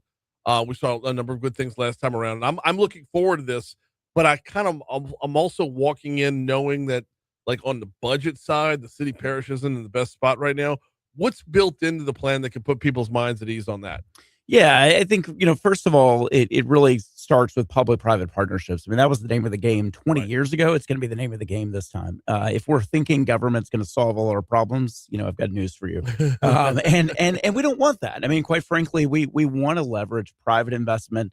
We want to, leverage sort of growth that will drive additional revenues ultimately into our public coffers. But it really takes getting creative. And fortunately, many other communities have faced the exact same challenges. How do you drive these kind of investments downtown? So, for example, some of our signature projects will start with a river center. There's already a dedicated revenue stream to that through the hotel occupancy tax. Mm-hmm. We can really leverage that as we repurpose that building, make it complementary with the new LSU arena, and from that, really drive additional investment into the riverfront. I've been really impressed, Brian, with a number of organizations downtown that have raised their hands and said, look, I'm open to a more creative solution. Maybe I don't need my own building. Maybe I would share with another partner. And I think some of that's going to catalyze, for example, this museum district that's really featured in the plan that would highlight the eventual return of the kid, would highlight the LASM, the Louisiana Arts and Science Museum, as sort of new features that we can invest in, but not operate independently, not operate in silos. I think this plan really is going to feature collaboration and something that's what's going to take to move the community forward. Chris Meyer from the Baton Rouge Area Foundation is our guest, talking a little bit about how Planned Baton Rouge Phase 3 made its way through 2025 and where it's headed in 2026. Museum District, elaborate for those that don't know about it. Yeah, I think when you looked at this plan, that you really took sort of some amazing features of our downtown that were really isolated. You had LASM, you had the Shaw Center for the Arts, you had the USS Kid Museum, but they're not connected physically, and it doesn't sort of articulate a shared place that if you show up downtown, you go to one, you'd be sort of inspired to go to the next. And so this plan really intentionally connects them both physically and I don't want to sort of get in front of our partners here, but they've been talking behind the scenes about new ways to invest, maybe expand as part of this plan, and really again focus on collaboration and building something that's bigger and better when we do it together than sort of staying independent. No, absolutely, which would be awesome. I mean, it would be like if you talk about it's something as simple as eating up a Saturday, collaboration like that. Now you pull restaurants in on the mix because you got to stop for lunch in the middle. It's just it that level of collaboration is going to bring, if nothing else, more locals downtown. That's right. And part of this plan, because of some of those moves, which we believe they'll be some of the earliest ones out of the gate with this plan, you really then can open up the riverfront with this great park idea that, you're thinking about 10 acres that right now you've got the sort of, Bally's, the former Bell's sort of dock that fell into the river. And even that company, I mean, kudos to them. They came to us and said, look, we really, we don't want to use this dock anymore. Is there a way that we can get creative, save ourselves money, but also contribute more land back to the community so you can actually unlock a great park on the river? And so that's really the, as everyone starts to see this final plan come out and the ideas of how we're going to pay for it, I think that's key. And for us and all of our sort of collaborators, we really are going to make a full-throated effort for the next, handful of years to have somebody full-time focused on implementing this work. Park on the riverfront going to include a Ferris wheel? We've talked about this, Brian. Yes, we have. Yes, we have. And if you look really closely at the plan, I think you got to squint a little bit, but there's something there for you. There's something there for you. Love it. We get Chris Meyer in with us. Now the riverfront is a big piece of this, but the convention center host hotel is a big piece of this as well. We'll get to the LSU Arena in a little bit, but because that's, to me, it's the same topic, but it's its own topic. Because I mean, when you talk about public-private partnerships, the work that FML is doing, and the investment they're making in this is going to be huge. So let's stick right across the river at the River Center, the Raising Cane's River Center. Do we have timelines on what that's going to, when we're going to see, tear down, rebuild, renovate, whatever? Yeah, so we're right in the middle of that. I mean, the great news about this is that a lot of community partners have been leaning in along the way. So in parallel to Plan Baton Rouge 3, we've had a River Center Commission working with the Metro Council, with the Mayor President.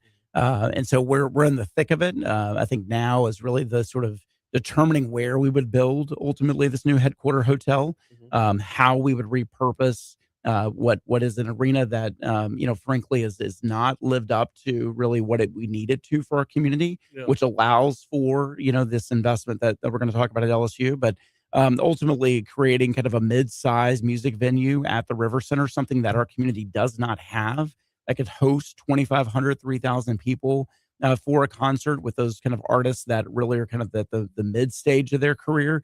That's something our community is getting passed over for. So it really adds a complementary element. I think unlocks more events downtown, which would help our businesses. And so that's really what that commission is focused on. And I would anticipate here midway through 2026, we'll know exactly the timelines for that, which will also be in parallel with the new LSU Arena. So again, intentionality about working together instead of operating in silos. Chris Meyer from the Baton Rouge Area Foundation is our guest. Yeah, the mid-sized venue I think is going to be huge. Not huge, but the mid-sized venue is going to be a major player in the overall entertainment scene. And are we seeing more and more, or are we going to see more and more? We got 2 shows that are coming to Tiger Stadium. Yeah. So we're looking at mid for the River Center, large for the new Assembly Center or whatever we're going to call it over there at LSU, and then double XL. That's right. Is your Tiger Stadium show. We're going I can see in the future us having. There's no one should not stop here. No one should not stop here. And you're making the exact point. Again, we did a collaborative study on our sort of entertainment infrastructure a little over a year ago. Visit Baton Rouge, the partnership, Tiger Athletic Foundation, the Baton Rouge Area Foundation, all of us, Arts Council, all of us working together to sort of study what do we need. And the whole point is that you want your community, as an artist's career sort of evolves and matures, you as a community want to be able to host them as they get bigger and bigger. Yes. So people love our culture and our people, but a lot of times they don't have a venue to go play in, or the venue they're going to play in is not up to par. And so very quickly, Baton Rouge in the next 5 years, from the smallest of small venues to obviously now Death Valley Live and Tiger Stadium, which is a new partnership that we have with LSU Athletics, we're going to be able to unlock all of these venues for the best musical acts in the world, the best entertainment in the world. So no longer do you and I have to go down to New Orleans or get on a plane, spend our dollars elsewhere. Now we're going to keep it in Baton Rouge. And oh, by the way, we're going to have more people want to come visit us here. So very intentional, but we're making the right investments into these assets, and very quickly we can have the whole gamut. Well, and like you saw where you saw Bob Dylan was announced for the River Center, right? Yeah. Interestingly enough, first weekend of Jazz Fest, and Bob Dylan's going to be here and not down there. I found that very interesting. As soon as he was announced here, I'm like, well, he's going to be in the Jazz Fest lineup, and this was a piggyback type show. No, not the case. He's here. And look, I mean, we've talked over this last year with a lot of promoters, around the country. I mean, New Orleans is special, and it will always have the place. But yes, and I want to borrow as much as we can from them. 100%. But more and more artists would love to come to a town like Baton Rouge, which is largest parish in our state, 60,000 college students. And once we're now signaling that we're making these investments, we're unlocking Tiger Stadium regularly. We're not sitting back on our heels waiting for someone to come to us. We're out forward on that. We're investing in a new LSU arena. We're repurposing the River Center so it doesn't compete, but actually adds value in our marketplace. Producers and artists are taking note, and I think it's going to pay dividends for years to come. The shows in Tiger Stadium, the one that's been announced already, it's Zach Bryan. Yeah, Zach Bryan. The first day of pre-sale tickets, we sold the second most tickets on his entire worldwide tour, only behind Cowboy Stadium. Wow.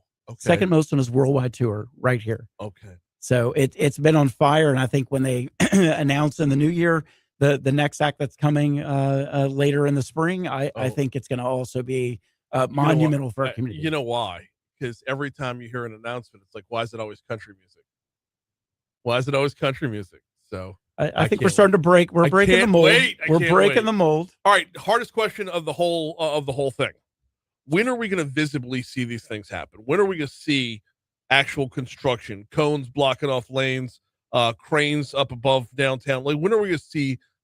When is it going to be visible to us?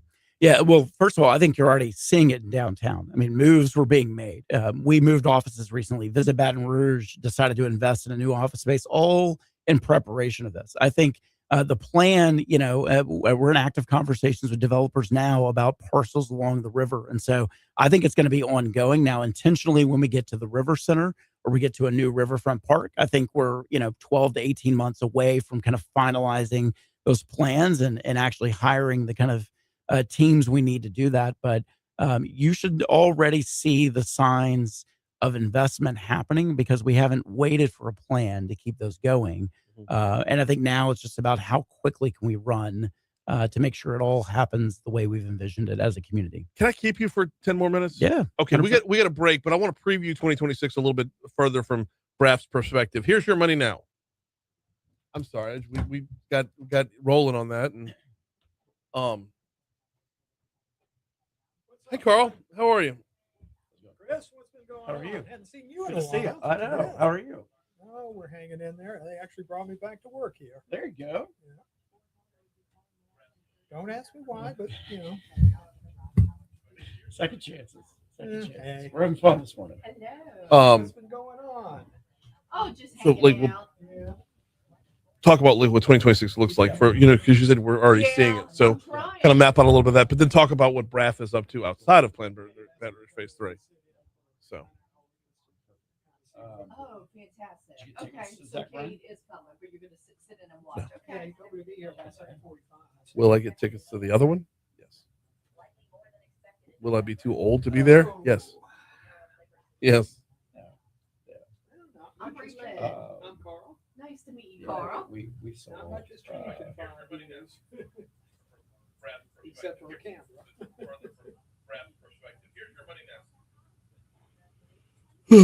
Yeah, you said what? I'm excited him right now. We're working on more. Our other thing. When you combine Tiger Stadium with the new PMAC and the old PMAC, like when you combine the three, you can have a midsummer because half the venues going to be indoors. Like, yeah, the festival we're talking about would probably be early spring. Okay. Yeah. Like before Jazz Fest? Like, yeah. One of the first in the country. No, I know. And then it being cold does not help. Okay.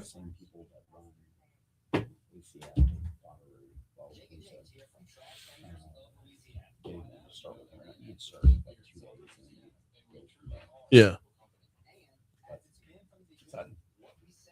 And it's essential. I mean, that's what's been so fun about this project. Is everyone's on the same team. Nobody can check credit. Let's invest in it. Yeah. And these guys know this. We were turned down by a couple of really big artists that they just didn't think we could sell enough. And so once we got these shows, I think back on texting these guys, we sold the second most tickets in the world. Yeah. Okay. When are we going to announce the next one? Okay. I mean, it's both a pretty well kept secret and a pretty horribly kept secret. I ain't gonna say it out loud. Yeah, I'm certainly not going to talk about any others. But it's fun.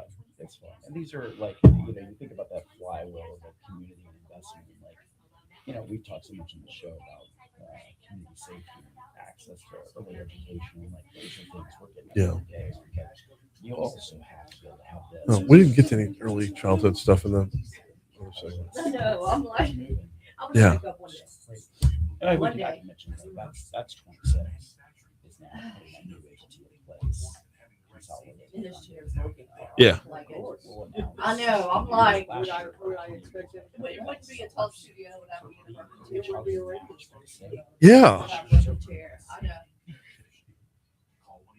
Wow. That's big. Yeah. I was last Thursday, Caroline Romer. They brought me down. Yeah. That was unbelievable. And it was just an inkling of what the overall picture is. Yeah.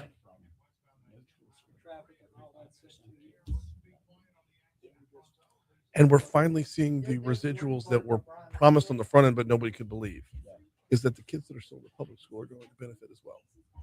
Because your ratio is going to go down, which means more time. And no, you're just abandoning the schools. No, we're giving them more time with their teachers, believe it or not.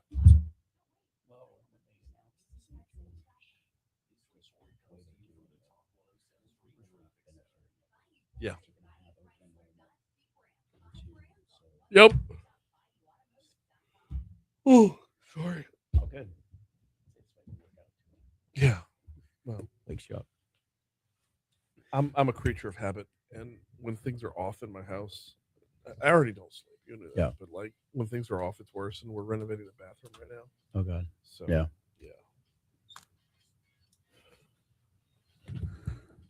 755 Talk 107.3 FM WBRP mornings with Brian Haldane rolling right along. We've got Chris Meyer with us for the Baton Rouge Area Foundation. I wanted to hold you over here for a couple more minutes to talk about what 2026 is gonna look like. But you and I got to talking about early childhood education during the break, and as much as you could share from that conversation, because I know not everything's announced yet, but as much as you could share, please repeat as much as you just said. Yeah. Well, I mean, one of the things we've spoken about, at the foundation, we really care about increasing access to opportunity for everyone. And a little over a year ago, we put out a report, really quite damning, unfortunately, that showed that most of our kids are showing up to kindergarten unable and unprepared, not ready to start day one. They don't understand basic letter sounds and other sort of social skills they need to be effective. And so we really jumped, all in on this issue, working closely with providers, with parents, with organizations like the Policy Institute for Children, really to understand how can we better coordinate resources in this community. And unfortunately, the way it's worked is depending on the source of funding, whether you're a Head Start funded student or you're funded by one of the state programs, for example, that really isolates your options as a family. And we've seen a disparity in quality based on that, not dissimilar to what we had seen historically in K-12 education. And so we're really trying to focus on a world where families have more options, more choice, higher quality. We can really consolidate the resources into a single kind of coordinating entity. This is what they've done successfully in New Orleans. They've done this in dozens of cities across the country.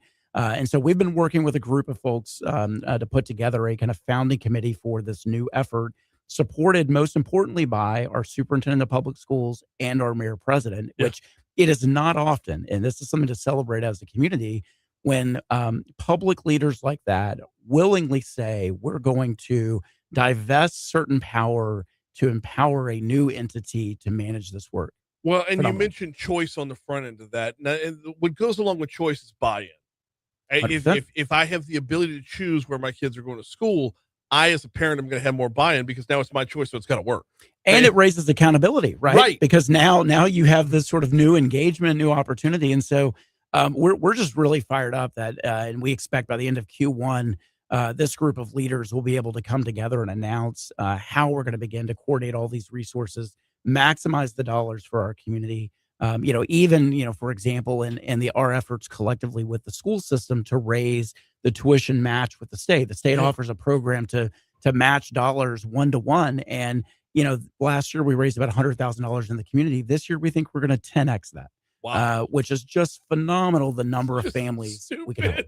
It's a stupid number. And look, I mean, good. When we were being outpaced by Shreveport, my hometown, right, which gets, by the way, more conventions and more concerts than we do. Like, we gotta quickly wake up we gotta talk about getting Fitty to relocate. Fitty can move down here and rebuild half the downtown. Unreal. All right, before we get you out of here, let's preview 2026. We got literally 1 minute left. So look at the Baton Rouge Area Foundation. We're having our biggest year with our donors, both in new gifts into the foundation and grants into our community. We're going to continue that pace next year. It's all about implementing Plan Baton Rouge 3. It's launching this new coordinated entity. We'll have a major announcement. You and I've spent a lot of time talking about safety and how do we get more youth away from violence and back on track to success. Again, a huge announcement with Superintendent Cole. We should probably do this together with him to announce a new partnership with the school system and new investment in a lot of community nonprofits working with youth that are really on the fringe. And then ultimately, I'm really excited to see these efforts on entertainment come out of the ground. And I think we'll have some really big announcements. So buy your tickets, show up, donate to a local cause, get involved in making the community a better place. We can do this together. He's Chris Meyer from the Baton Rouge Area Foundation. Appreciate a couple extra minutes. Thank you for hopping on board. Absolutely. Merry Christmas. Merry Christmas to you as well. Quick break for news, traffic, weather. Hour 3 is next. Oh, man.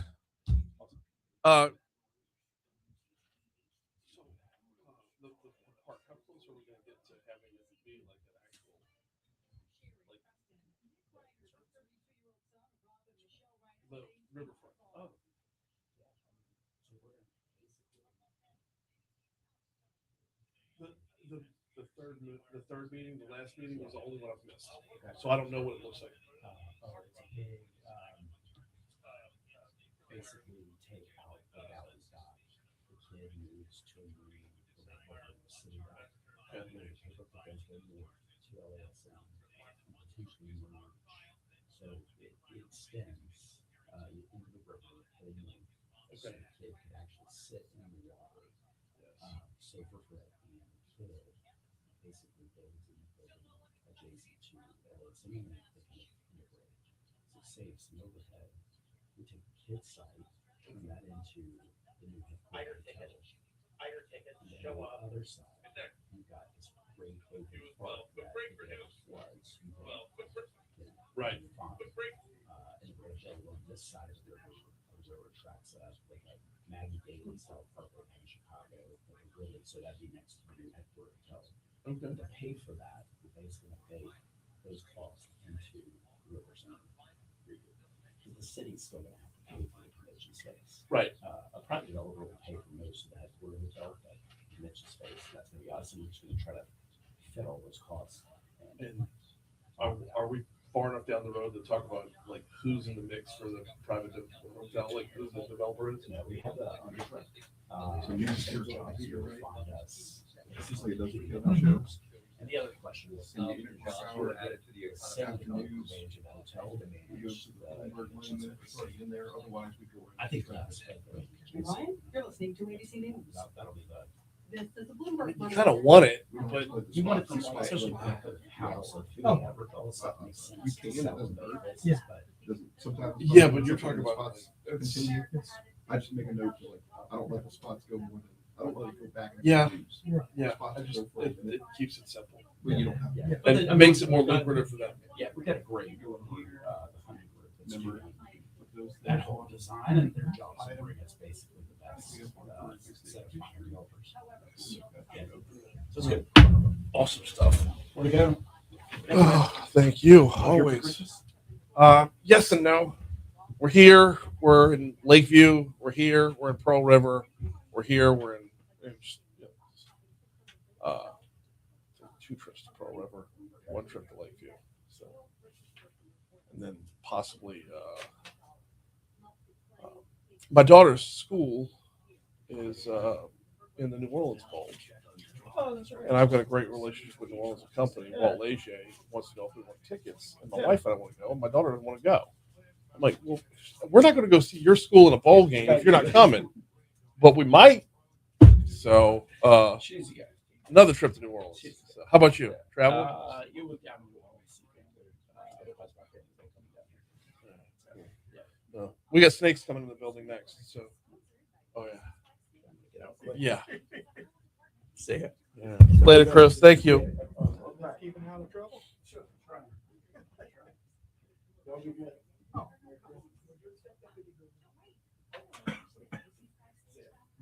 This report comes to you from the Talk 1073 Traffic Center.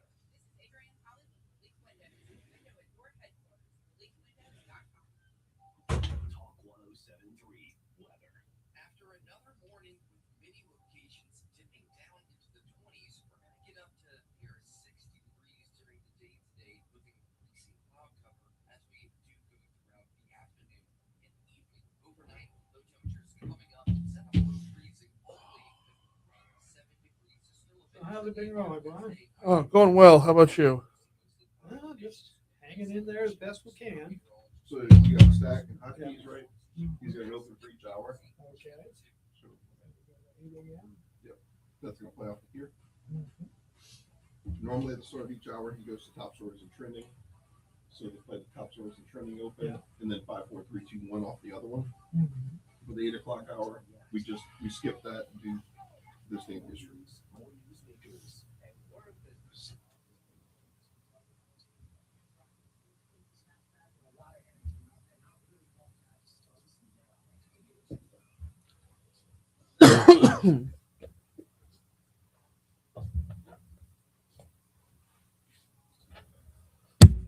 806 Talk 1073 FM WBRP. Mornings with Brian Haldane rolling right along. Hour 3 coming your way right now.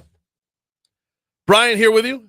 Cade Wassan stepping in or sitting into the producer's chair as Bree Lynn has to make her way out to go be a chaperone for the field trip game. What is the field trip game? That's LSU women's basketball going to be coming your way. Pregame at 10:30. Tip-off at 11 right here on Talk 1073 FM, your home for Kim Mulkey and her Tigers. Her 11-0 Tigers, oh, by the way. And, yes, if you've never experienced a field trip game, it's white noise. The children screaming is just white noise. Not in a bad way, not in a good way. Just it is what it is. And it is the level of excitement in that room. The level of excitement in the PMAC is it's beyond compare because it's all kids. So that's coming your way at 11. We've got a busy hour this hour. We got snakes coming up. Kevin Hood's going to join us from he is part of a group that aims to educate folks when it comes to IDing snakes. Maybe allaying some fear out there because you see a snake, you get scared. I know I'm in that number. What's being done on that front? We'll talk to him in our next segment. Also this hour, Congressman Troy Carter, little DC Current presented by LABI. But first, we take you back in time. It's time for This Day in History.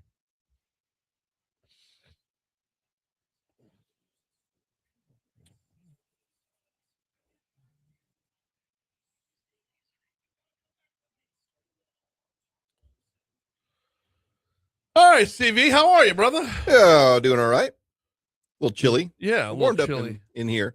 This day in history, 1773, Boston Tea Party incident. Sons of Liberty protesters throw tea shipments into the Boston Harbor to protest the British imposed Tea Act, escalating taxation without representation in the British Parliament. Yeah. Take that, Britain. Mm-hmm. We're gonna throw your brown water in the water. I'm sure there was no half and half, right? There was no half tea, half lemonade kind of thing going on. No, they didn't have a John Daly yet. And he was the quote from Ted Lasso. Rebecca says, "How do you take your tea?" He says, "Well, normally I take it back to the counter because somebody made a huge mistake." 1913, Charlie Chaplin begins his film career at Keystone for $150 a week, which is the equivalent of 9 years, 13 million. No, really? I don't know. Oh, no. Okay. It seems like I bet you that was a lot of money at the time. $150 a week? Yeah. Yeah. I mean, it's what I make today for the Chap Dog. So, 1950, child star Shirley Temple announces her retirement from films at age 22. Oh, yeah. All right. That's good to get it out the way. Good money if you make it. Right. Speaking of money, 1973, O.J. Simpson becomes the first running back to rush for 2,000 yards in a season. Bro. I know exactly what you're talking about. So because this week, over the weekend. Yeah. We had a double homicide in Brentwood. Yeah. Stabbing, no less, in Brentwood. Double homicide in Brentwood. OJ, I mean, he's going to be rolling over his grave saying, "That's my bag." No, 1974, Mick Taylor. Guitarist Mick Taylor announced he was leaving the Rolling Stones, saying that he felt now was the time to move on and do something new. Well, he showed them. While he's young. Yeah.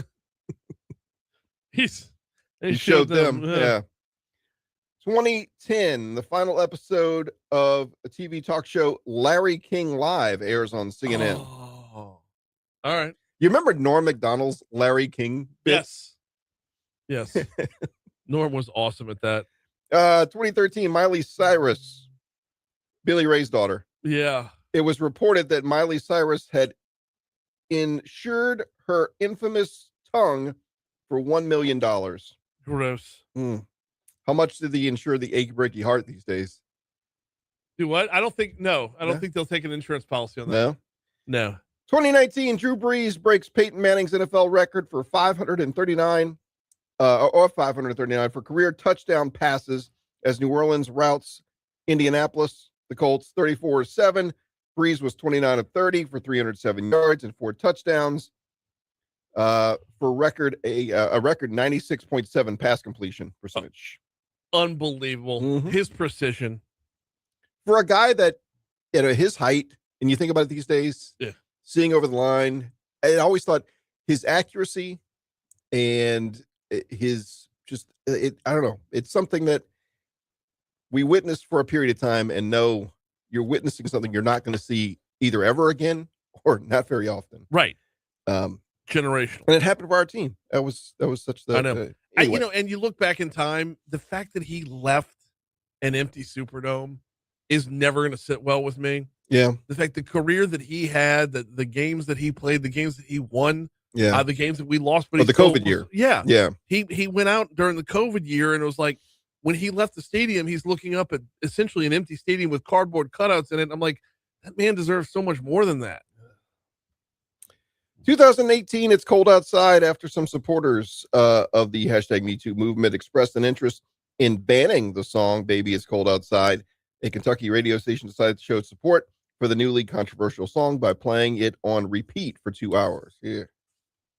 Okay.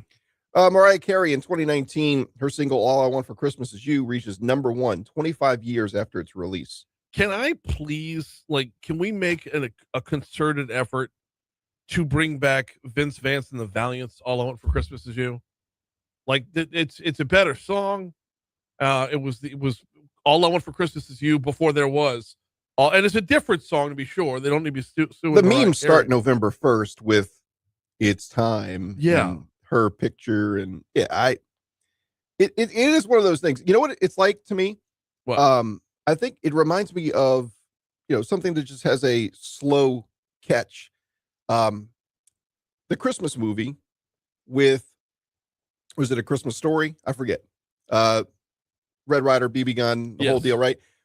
That wasn't popular initially. And then in the 90s, late 90s, I remember that was the movie that was forever. When TBS decided we're going to play it 24 hours, yeah. Yeah. Deaths, Billy Hamilton, 1940, American Baseball Hall of Fame outfielder. Okay. Yeah. Colonel Sanders, 1980. Did you skip birthdays? Oh, you know what? I did. My apologies. No, because I've got a couple of items that happened in history as well. Sure. If I can throw these in there. Yep. On this day, everybody who took driver's ed in Jefferson Parish, buckle up. On this day in 1935, the Huey P. Long Bridge opened up. Hey. Back when it was scary, right? Ooh. Yeah. As a kid, that was so narrow. Yeah. It was such a nerve-wracking drive. You look out your window and you see water. Yeah. Yep. Totally. So the Huey P. Long, the Huey opened up on this day in 1935, and every bridge not necessarily a king. Or fit for one. No. And the other this day in history we'll actually include as a death instead. So birthdays, what you got? Zara Larson, top 40 artist, turns 28. Theo James from the Divergent movies turns 40. Billy Gibbons, guitarist from ZZ Top, turns 76. Okay. JB Smooth from Curb Your Enthusiasm and other things turns 60. I mentioned Billy Hamilton. Got a couple more birthdays to add in there. Okay. On the sports front, I've got. Give me 1 second here. It takes a second to toggle between everything. William the Refrigerator Perry. And Billy Ripken. Billy Ripken. Yeah. Cal Ripken's brother, of course. Colonel Sanders, as I mentioned, 1980, founder of Kentucky Fried Chicken, dies at 90. Sylvester James Jr., 1988, an American singer, songwriter. You may remember Do You Want a Funk? Yeah. There we go. Okay. National Day, it's Chocolate Covered Anything Day. Okay. Once again, proving that they can make a day. Why not? Out of anything. Yeah. Hey, one other birthday I forgot, Jane Austen. Oh. Yeah. Yep. Jane Austen's birthday today. And the other death that I had was on this day in 1985, Paul Castellano. Hey. Yeah, boss of bosses, man. Mm-hmm. Taking out John Gotti, later convicted of arranging the murder. So Paul Castellano died on this day in 1985. And that's what I have for this day in history. Awesome stuff. We are due up for a break. Before we take that break, though, got to remind you about the folks at Vex European, VEX, VexEuropean.com if you wanted to check them out online. They're on Benefit Drive if you want to check them out in real life.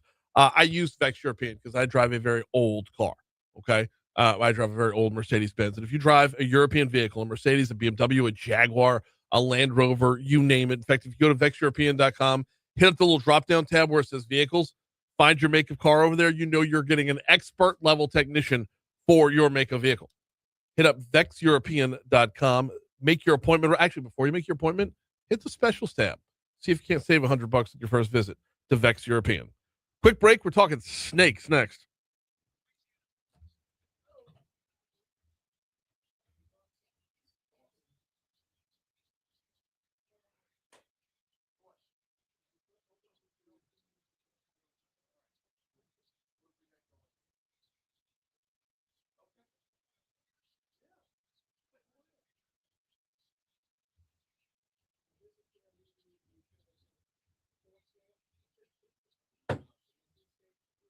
All right, Kevin, you're here. So, oh.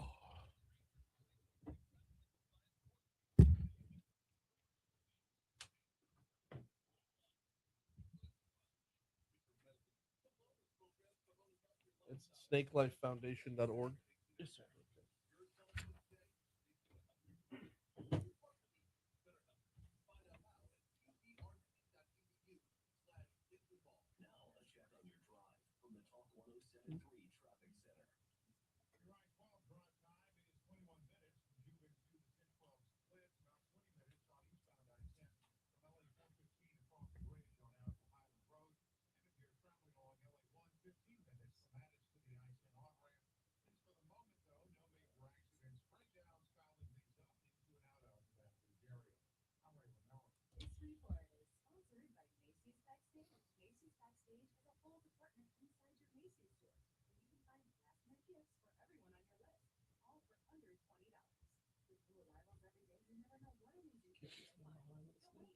Yeah, no, absolutely.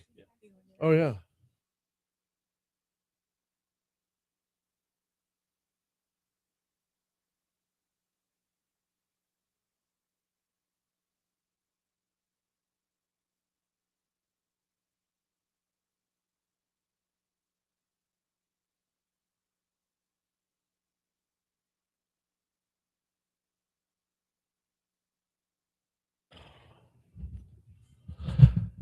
Every once in a while here on Talk 107.3 FM, we can step away from the news cycle and do a little educating. And that's what we're going to do right now. I want to welcome in Kevin Hood. He is with snakelifefoundation.org and the Snake Life Foundation overall. Kevin, welcome aboard. How are you, man? I'm doing good. Thank you for having us. No, glad to have you on here. Glad to be talking about this. I'm simultaneously excited and scared to death because happens a lot. Me and snakes we're not the best of friends. So well, that's why we do what we do. And that's exactly why I said yes to this, is to overcome something like that. Tell me, what got you on this path? What started you down this path? I've always been fascinated with snakes. We moved our boys to a swamp out of a neighborhood and started teaching them about snakes, freaking their mom out because she was scared to death about them. Right. And then we started a Facebook page because people were seeing that we would post pictures of snakes on social media. Mm-hmm. They would send us pictures of snakes to see what they were, but most of the time they were already dead. Okay. Because people would tend to kill them first and ask questions later. Yes. So we started Louisiana Snake ID, just trying to hope that people would send us pictures before they killed them. And it just kind of grew to people started asking us to do library shows. And we did about 90 libraries last year. Wow. Okay. Do you do school shows as well? We do. Absolutely. Okay. Very cool stuff. We'll talk about the contact information on the back end. Yeah. But for right now, though, what do you find is the biggest misconception out there? Almost everything people think they know about snakes is wrong. We do our shows. It's tailored for kids at the library, but usually at the end of the show, the adults tell us, wow, almost everything I thought I knew about snakes was wrong. Just because from identifications, just for people believe they chase you, most everything, like I said, that's out there, unfortunately, that's what we do is we're trying to relearn people, reteach people the right way. But yeah, it's just a lot of information that's wrong. All right. Well, but also at the same time, though, there are snakes that can be dangerous, and they do have some of those here in Louisiana. So talk to me a little bit about how you go about getting your information out there to be able to properly ID on the fly. Yeah. So like I said, we're on social media. We're on Facebook is our biggest platform. It's Louisiana Snake ID. People send us messages. We give free IDs. We even do relocations. But like I said, anything that somebody send us, we'll tell them what it is. But there are 48 different types of snakes in Louisiana, and only 7 are venomous. So chances of running into a venomous ones are extremely slim. So that's what we try to get people to realize that. And once they kind of get over that fear, a lot of times they can coexist, and that's our goal. In their yard, they see them and just kind of leave them alone. Talk to me about the venomous ones, because obviously that's where the danger is going to come in. But we do 7's not a small number. And they are prevalent. So yeah, truthfully, in each given parish, you're looking at maybe 3. Okay. So so the given parish just kind of works on that. But the most prominent one in Louisiana will be a cottonmouth. Yeah. Cottonmouth water moccasin, same type of snake. But they're all beneficial, right? So our copperheads are venomous, but their venom is being used to develop a treatment for breast cancer. Really? Yeah. So it's something that's still in the, it takes forever for the FDA to approve stuff, but the trials have been really good as far as showing that the venom from a copperhead prevents cancer cells, the breast cancer cells, from attaching to our blood cells so it doesn't replicate. So hopefully one day we'll have it ready for humans. And that's the goal. And there's a lot of medicines, high blood pressure medicines, blood thinners. A lot of that is derived from snake venom already. People don't even know that. So they save our lives every day. That's incredible. Yeah, I didn't know that. That's incredible stuff. What do we have here? Y'all come around where you can be seen on camera here. So yes, I'm actually encouraging the snake to get closer. that's That's Athena. She's a Brazilian rainbow boa. Oh, my and she goodness. is, and that's Chris as well. This is the first snake we ever got as a pet. Blew her mind whenever our son asked for a pet snake. The answer was no. And now we have over 30 pet snakes. So we do rehoming as well. You know, the Livingston Parish Sheriff's Office called us about 10:30 on Friday. Kevin Hood, this is the sheriff's office. I'm like, well, my whole family's here, so we're good. Somebody had found a ball python in their yard. So Oh, wow. they said, can you have it? Take it in. So yeah, they brought it to our house about midnight. So we do that a lot too. So I know Florida has a big problem with Mhm. people having, big Burmese pythons and Yep. just letting them go in the wild. Do we have that problem here? no, see, if you notice today, it's nice and frosty out there. Yeah. It gets entirely too cold here and too hot as well because Okay. the place where they flourish is in the Everglades, which stays 75 to maybe 90 degrees year round. Okay. It obviously gets a little hotter than that in the summer, and then it gets colder than that, like it is today. Well, I So, never thought about snakes being too hot for them. yeah, just they're tropical. A lot of the ones, especially the pythons, Okay. they're cold blooded, so they can't regulate their temperature. So when it gets crazy cold, like it is today for us, or really really hot, they don't have a way to regulate that temperature. So Okay. Want to go back into IDing here. Yeah. You said 48 overall. Mhm. How difficult is it to, pick them out of a lineup to be able to say this is that, this is that? what I always tell people at the shows is don't get overwhelmed with the 48. Focus on the 7. And we have a Venomous Snakes of Louisiana poster. I meant to bring one in. I can bring one back up to you. But that's something that we offer as a way to help our foundation as we sell the posters. But it's learn those specific ones and don't overwhelm yourself with the other 48 because chances are you're probably not going to run into a lot of them. And like I said, you're way more likely to run into the non-venomous than you are the venomous. And they're all beneficial anyway. So as long as you respect them enough to give them that space, they don't want to bite us ever. So their venom is how they get their food. So they'll never confuse us with food. We're way too big, even a kid. So they're not going to purposely bite a person. It happens if we're not watching every step or grab, We've got Kevin Hood in with us. We're talking snakes this morning from the Snake Life Foundation, snakelifefoundation.org. If you want to check out their website, learn a little bit more about the snakes that we have in the state. Okay, so name me the 7. So we have copperhead, cottonmouth. Uh-huh. We have 2 types of coral snakes, a Texas coral snake and an eastern coral snake. It's kind of found on each different part of the state. We have a pygmy rattlesnake. We have timber rattlesnakes, which you can see at the Baton Rouge Zoo and the Bluebonnet Swamp. And then the eastern diamondback is, we technically count it because they were found in Louisiana, but now really because of people killing them off, we don't believe there's any left in the state, maybe 5 or so. But Okay. chances are we don't have any left in the state. You can find them in Mississippi, Florida, Georgia, Alabama, all that way east. But yeah, so that's the 7 there. Like I said, chances in Baton Rouge, you're not going to run into any of the coral snakes. You're not going to run into an eastern diamondback, and chances of finding a pygmy are extremely rare. So your only 3 you would really have to kind of watch out for would be a cottonmouth, a copperhead, and a timber rattlesnake. So it's like I said, it's super easy to learn those, and that's what we do is we do education, not just identifications, but on our page we do like quizzes and Mhm. stuff to teach people how did I tell you what this was from this picture and stuff like that. The 2 that we have in here, they're Yeah. moving around. They're They're starting to warm up because they're cold blooded, Okay. obviously, but the more they get held and the heater in here is kind of warming them up. do they but play nicely with each other? They don't. They're in the separate enclosures, but these guys are 2 of our mains that we bring to the shows because what we'll do is we'll do about 45 minutes of education, and then at the end, everybody who wants to can pet or hold the snakes. And these 2 are like probably our 2 biggest ambassadors for what we do because they're just they love to be held and people love to hold them, and we love to see people overcome a fear and do that. Well, and this one here, which is beautiful, by the way, this one here looks, pretty chill but curious. Yeah. They're like to climb. So they're from South America. She likes water, but she also likes to climb. So she's just kind of looking for where she can climb around. But in the sunlight, she'll turn the colors of a rainbow. She'll turn blue, green, No kidding. purple. Oh yeah. Okay, because she's very brownish orange, really, Mhm. right now with it's the spots or the circles on the back that are gorgeous. Right. Kind of reminds me of an anaconda, but these spots on the side look like eyes. So They the do. predators in the wild kind of throws them off, and they don't know where the head is. Okay. Let's get back around to Yeah. sorry, I got distracted by the motion. Let's get back around to identifying the venomous snakes. And, by the way, Yeah. What's the difference between venomous and poisonous? It's basically how the toxin is administered. So Okay. poison ivy, think you have to touch poison ivy and it absorbs into our skin. Uh-huh. Snake venom has to be injected into our body, into our Okay. blood. All right. So if you were to technically rub venom on your hand, as long as you didn't have a cut, you'd be fine. So it's Okay. just because of how it is. administered. All right, that's because I always snake people get like ticked about that. They get them like it's a pet peeve. I don't belittle anybody with that, but I try to educate them at the show we talk about. Yeah, I mean there's a difference, but I mean like I mean when you're talking about the difference, it's what's the old line from Butch Cassidy and Sundance Kid? It's a fall that's gonna kill you, right? It's like, it ain't gonna make a difference once they bite you. So all right.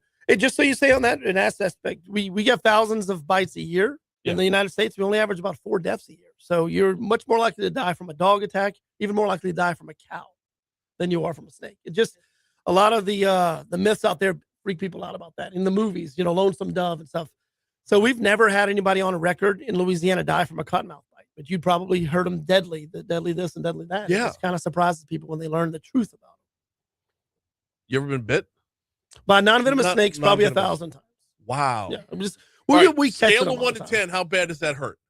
The non-venomous ones in our state, not too bad. Our 12-foot reticulated python, that didn't hurt. That hurt a little more. I spooked her and I was trying to get her out, and they have bigger teeth. But my goal is I always tell kids at the shows, if you see a snake, get a grown up. Don't even try to catch them. Right. And if I'm not 100% sure what it is, even if I can partially see it, I'm not going to grab it just because it's not worth that risk.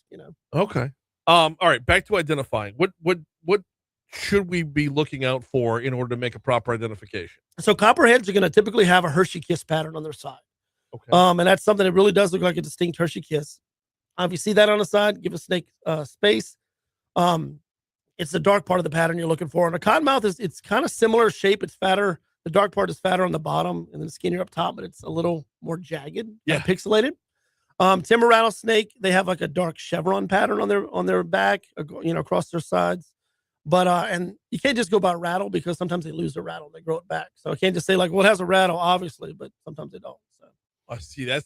Yeah. All right, that really sending up the alarm on that one. The best thing is if you see a snake, just give it space. It's not going to chase you, and the only chance it has of biting you is if you're not watching where you step and grab it, or if you're trying to kill it. A lot of times that happens too. People are trying to hurt the snake, and it's going to protect itself, and as any animal would. What kind of myths are there about like when it comes to identifying? Because I've heard things in the past about the shape of the head or whatever. The number one myth we get is the shape of the head, and Landon does a great job at our shows talking about that. But he explains that so snakes can't growl and they can't hiss like a dog or a cat to say leave me alone, right? So what they'll do is they'll vibrate their tail, which gets people to think it's a rattlesnake. But the number one thing they'll do is they'll flatten their bodies out to look big, and when they do, their heads turn into a triangle. So literally any snake can have a triangle shaped head. So if you say triangle equals venomous, you're getting a lot of non-venomous snakes killed just because they don't realize they're mimicking that. They're just trying to look bigger.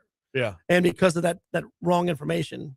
And another one we get is looking at the pupils of the shape. Yes. So if you look at these two snakes right here, you'd have to get pretty close to see their pupils, right? I mean, her eyes are solid black. Yeah. You can see his a little better, but his eyes are tiny. So pupil shape isn't reliable because if you have a cat or anybody has a cat, there's cat eye pupils will get round in the dark, in a shade.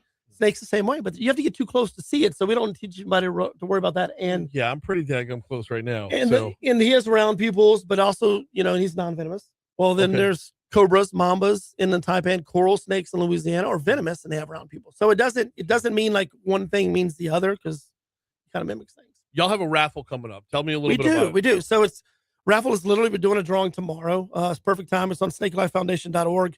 We are trying to raise funds to build a facility to help us to do education because people ask all the times, can our class come to see your snakes? Well, they're in our house. They're in our living room, in our kitchen. Right. They're literally everywhere except our bathrooms in our house. So we're trying to convert an RV. My old family RV, it doesn't run anymore, but I want to turn it into a mobile snake thing. My buddy Kyle is going to help us do that. Basically, we're going to turn that into a facility that people can come visit because there's nothing like that around here. And our goal is the education. So the foundation helps us with that. It helps us with doing relocations for free. It helps us to feed all the snakes that we take in. And like I said, the tickets are $5. And on the snakelifefoundation.org, we've got some gift boxes from Tony Seafood. We got gift cards from Jacko Jewelers, Joe's Italian. We've got a weed eater from Tractor Supply. A bunch of stuff we're trying to raffle off. Just trying to help us raise funds. And just to build out a mobile a snake mobile. That's the goal first. But our lofty goals is just to be able to travel the country and not just Louisiana doing what we do because it's snakes are that important to the ecosystem, and they need a voice, and we like to think that we give them that voice. Yeah. So we know the value. We like consciously we Right. know the value, right? Consciously we know the subconsciously that thing's right over my left shoulder. Like it's just It's that once you learn through that education, you overcome that fear. no, yeah. And we love to do that. So. Absolutely. Yeah, but it's like right now there's a snake. I'll worry about the mouse when I have to worry about the mouse. But right now, where can folks go if they want to learn more or book you for a show? LouisianaSnakeID.com. Like I said, we do libraries, we do schools. We do birthday parties, which are a lot of fun, snake birthday parties. We'll do anything if anybody asks us to come out there. We've done a show in a parking lot at a Firehouse Subs for a grand opening, But we usually will draw. I mean, one of our shows this summer had 650 people there in a library, which is kind of crazy to me. Wow. And then usually the ones in Baton Rouge, we'll have a really good size crowd. How do the snakes do with that kind of crowd?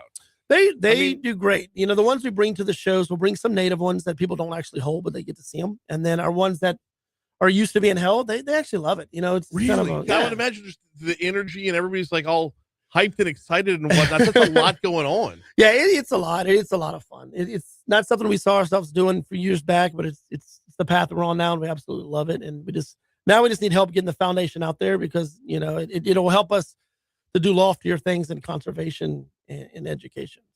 So he is Kevin Hood from the Snake Life Foundation. LouisianaSnakeID.com or SnakeLifeFoundation.org. Both of those websites are going to get you a heck of a lot of really great information, which you brought to us today, Kevin. Thank you so much for a couple minutes. Thanks for having us. Appreciate it. Absolutely. All right, we're running long here. Let's check local news, traffic, weather. Congressman Troy Carter joins us next. All right, you gonna do it? You gonna do it? Yep. Don't know how. I will attempt to hold her.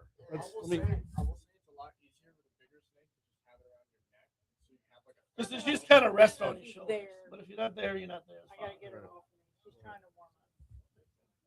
Well, she's all. You want to do a snake necklace? No. I'll hold like this. There you go. She's when she puts it. So I don't have to worry about like her being all coiled back like that, right? No. All right. And they will wrap their tail around just to kind of hold because they don't have arms and legs to hold on. Right? So. Yeah, absolutely. And the feeling is like you could feel like a lot more of the not skeletal, but well, like it is. muscular. It's basically they're a giant rib cage. Yeah, a spine and a rib cage. But a lot of times people think they're slimy, they're wet, and they're this and that. So when they get to hold them for the first time, they're like, "Wait a minute, they're not slimy." So what else? What else did I think was true that's not true? So I used to be scared to death, and they're out to get us, kill them all. That's all I knew. Ask questions later. Where's the shovel? That's yeah. And that's proof that you can be. Now, he doesn't know that I just said that, though, right? Like, he's not going to hold that against me. Unbelievable cool. All right. Yeah. Oh, dude, From a strict segment to a politician segment. That's where we're going from snakes to DC. Yeah. All right, I'm going to hand it back to you now. Oh, he's so chill. Oh, look, it kind of tightened up a little bit as I'm handing off. Yeah, she's like, "Oh man, this is kind of cool." She wants to be sure she's not going to fall. Right. She's like, "Wait, what's happening? I need to hold on to this other person." My sister-in-law and them have a business down in Homa with snakes and frogs and cool creatures. Creature farm. Oh yeah. Okay. I've heard of them. I never shows done in, like Gonzales and it's Yeah. around. Creature farm. Yeah, I think they do signage and stuff like that. Yeah. And every time I go down there, it's like, I'm cool with like the lizards and stuff like that. And I tried. Like my little girls. We say at the shows is you don't have to love them, just don't kill them. That's it. As long as you're not killing them. Yeah. People are like, "Oh, I'm just gonna run the other way." I'm like, "That's perfect." Yeah. Leave it alone. You're not gonna kill them if you do that. So. Well, thank you so much for having us, man. Let's get the word out there. Yeah, I do appreciate it. absolutely. I got you a couple shirts in there in the car because we ran out of the car, so I'm gonna bring it back up here. All right. I can. Yes. You know what? I can print your. Oh, that'll work. Need a signature from me. That'll work. I guess we can do that.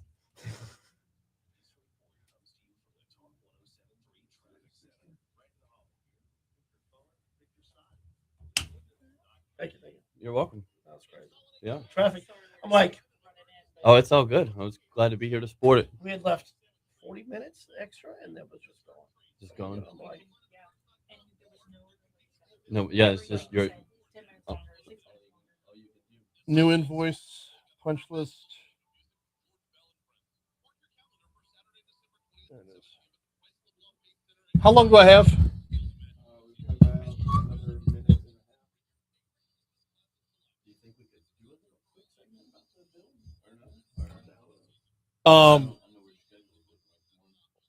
Well, I got Congressman Carter. The build of the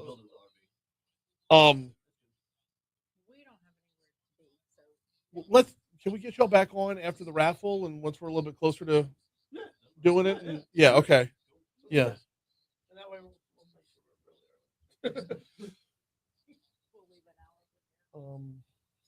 How do I print this? It's been a minute since we used to deal with early morning traffic.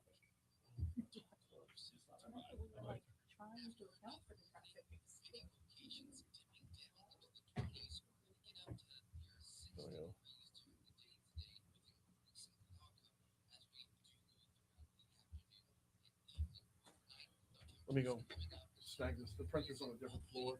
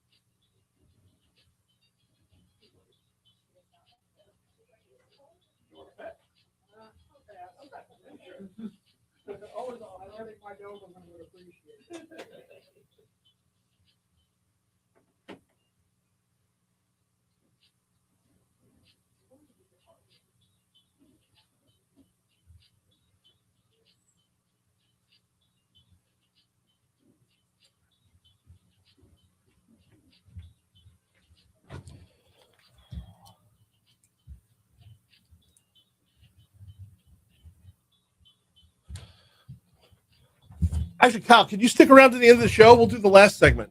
Okay. It's going to be 5 minutes, but. All right.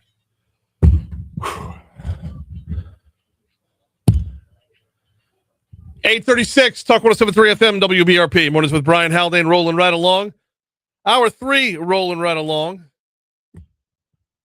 Whew. Actually held the snake during the break, y'all. That was crazy. Not at all what I was expecting, by the way. All right. We got to keep it moving, y'all. We got, for the last time this year, closing out the year, we got Congressman Troy Carter for a little DC Current presented by LABI.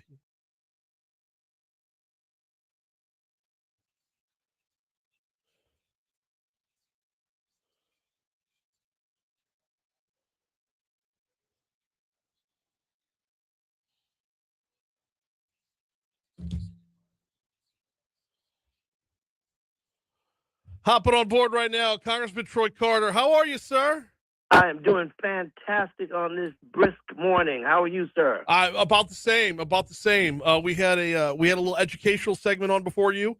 Had some folks that ID snakes around Louisiana, and I actually just held the snake.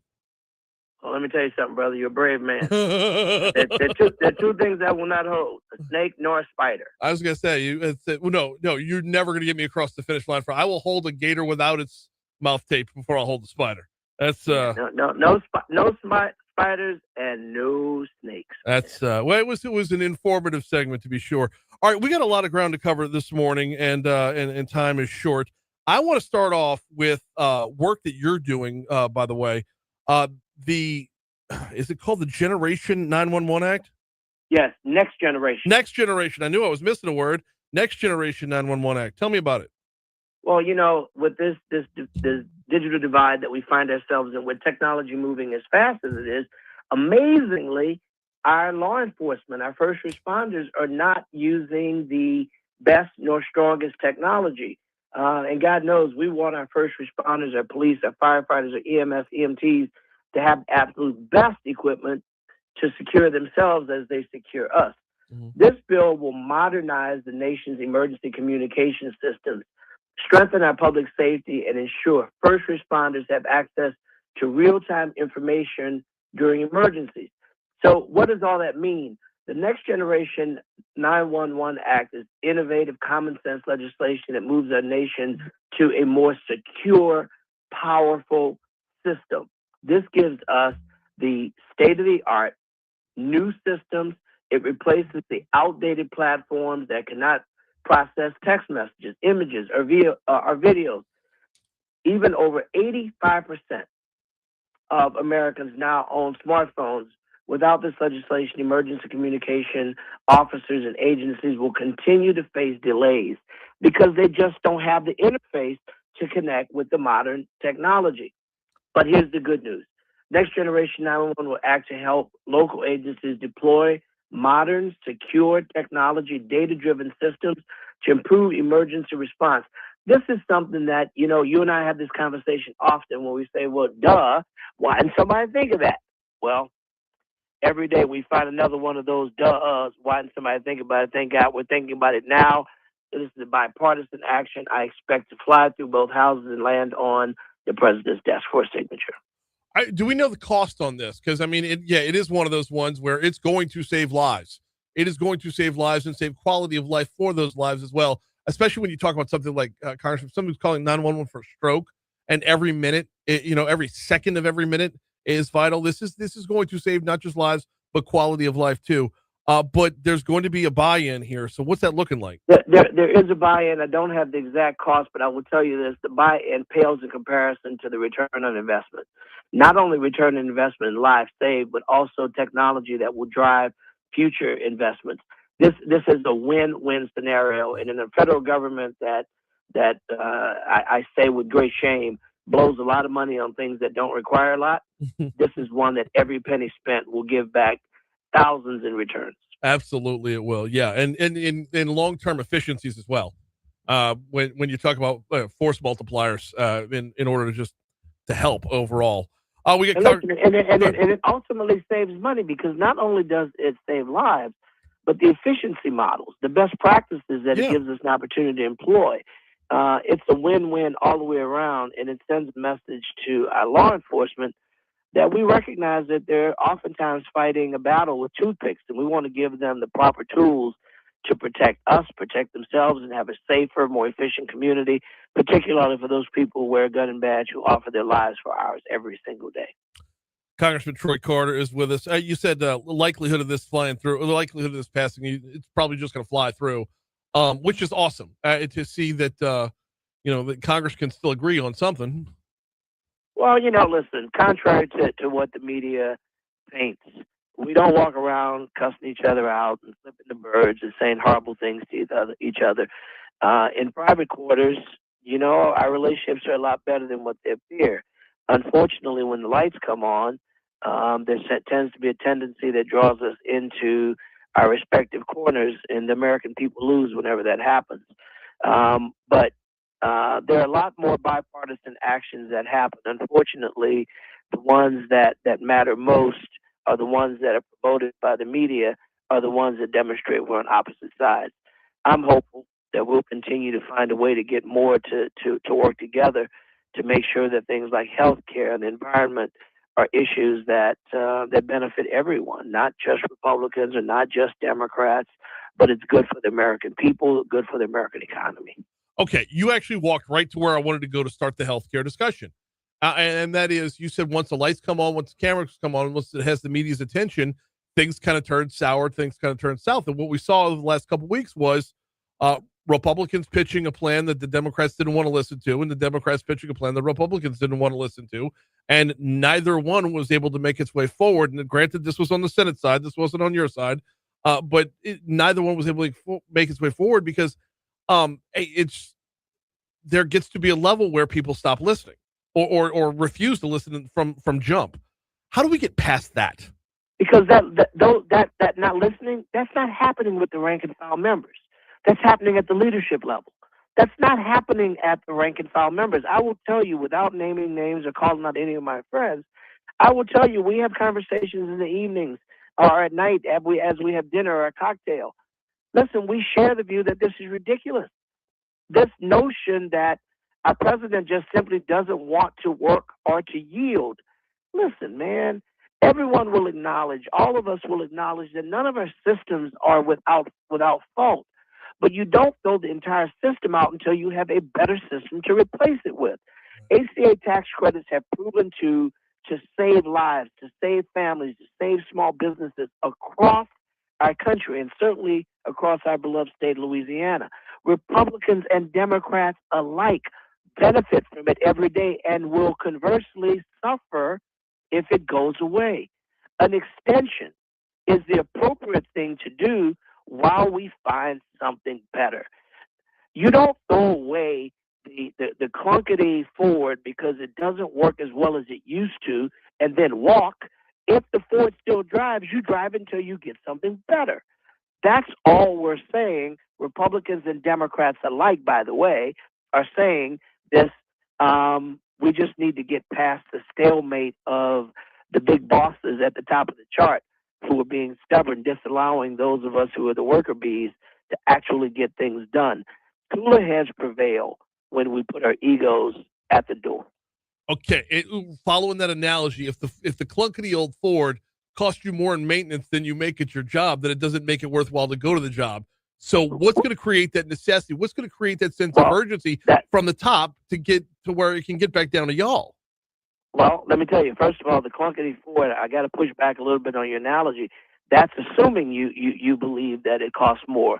For thousands, if not tens of thousands of Americans, they will demonstrate that it costs less, and an alternative will cause their premiums to spike, in some cases 114%. That's some 4 million people in Louisiana. You know, that's a lot of people that are going to be impacted if ACA tax credits go away. Mm-hmm. That looks like you, that looks like me, that looks like our small business owners, that looks like our military, our families living with disabilities, that looks like Republicans, Democrats, and independents. Listen, man, you don't throw away something that's not working perfectly in exchange for something that doesn't exist. You can, if you don't like the ACA tax credits, I'll concede that there are things that can be done better with it. Yes. Give us something better, and in the meantime, let us keep what works until we fix it. You just don't throw it away and go without. If your heater at home isn't working, you just don't throw it away and say, we're going to freeze all winter. This one gets you to 70 degrees. You want to be at 80, so you throw it away? That doesn't make any sense. You want to be at 80 doesn't make sense. That's hot. Come on. Well, it depends on, it gets kind of cold here in D.C., brother. I understand. Well, yeah. Well, like last Washington Mardi Gras. Absolutely. A few years ago when you were snowed in and couldn't get home. Oh, that was ridiculous. That was the year before I went, by the way. And the stories I heard out of that thing should probably never be told again. We got about 2 minutes left with Congressman Troy Carter. I know you're going to tell me you're hopeful, but give me the handicap this one for me that cooler heads will prevail within enough time. You predict accurately. I am hopeful, but for me to not be hopeful means it's very difficult for me to get out of bed. I bounce out every morning. I'm hopeful that we will come to a resolution in the next few days. Listen, we have a discharge petition that's on the floor now. Mm-hmm. We've got Republicans and Democrats that have signed on. We only need 3 more Republicans to join us, and we will then force an extension to the House floor for passage. If and when that happens, it will go to the Senate, and I think it will pass. So I'm hopeful that we will be able to get a few more of our Republican colleagues to join us in this discharge petition, which will force the Speaker to bring this to a vote, which will advance an extension for the ACA tax credits. There are a lot of moving parts. There are a lot of discussions going on with leadership and rank and file members. There's a lot of moving parts that are trying to demonstrate that these actions should not be viewed as, I don't like your plan, burn it. It should be viewed as, I don't like your plan, let's make your plan better. And in order to do that, we have to be willing to put our egos aside. Listen, I talk to enough of my colleagues, Republican and Democrat, to know in my heart the votes are there to do this. We've just got to get the egos out of the way of those at the top of the chart who are sometimes, calling audibles from places that the American people are not. I tell you what the American people are. They don't give a damn how we solve it they don't want to see their healthcare costs skyrocket. They don't want to lose coverage for their babies, for their children, for their business owners. They don't want to find themselves in a situation where they have to make a decision. Can I pay my light bill? Can I take my full prescription, or do I forego eating good food and having to eat ramen because I can't afford my health care? Come on, this is America, man. We are the best nation in the entire world. No one should go to bed hungry. No one should be without a home, and no one should be afraid to get sick because they can't pay to get healthy. Bar 30 more seconds from you, and I know I might be scratching a wound here, but you went to Perry Walker, right? That's right. All right, right down the street, man. You've been following Ed Carr? What they've been doing? I went to Ed Carr too. You did. Ed Carr was a junior high school when I was there. It had not elevated to a high school yet, but I still have that second to none purple and gold pride of Ed Carr as a proud graduate of Carr and Perry Walker. And man, are they not an incredible team?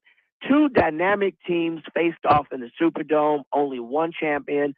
St. Augustine's a great school, great team, great academicians. Carr's a great team, great academicians, great athletes, and great champions. 8 times, 2 back-to-back. Ed Carr. He's Congressman Troy Carter. You have yourself a Merry Christmas, Happy New Year. I'm going to see you in about a month once I'm up there for Mardi Gras. Hey, man, let's do that live simulcast this time, brother. Yes, absolutely. Talk to you soon. God bless. Bless. Break. Come back. We'll close it out next. All right.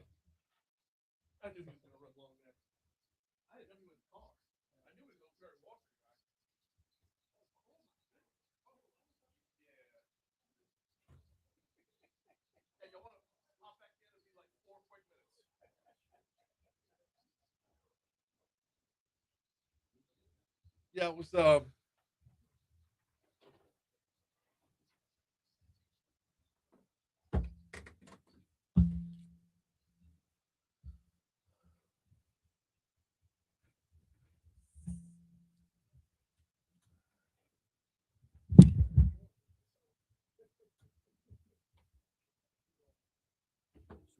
you. No, my pleasure. Appreciate it.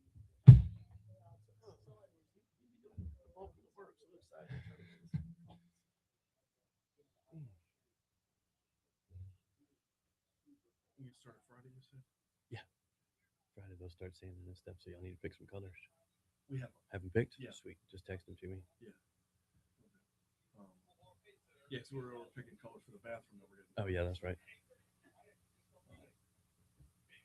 It's very similar to the color that already is. Yeah. So, yeah. You can do it.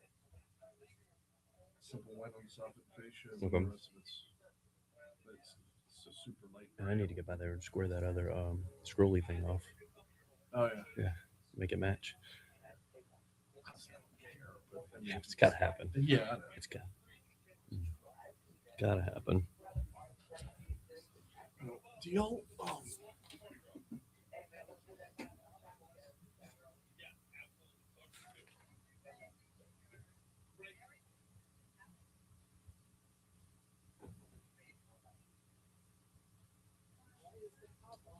So there was another painter who this one came in way over you. Okay. Oh. But he insisted upon a soft wash. Okay. Chemical soft wash. And he said he would not paint the house without it.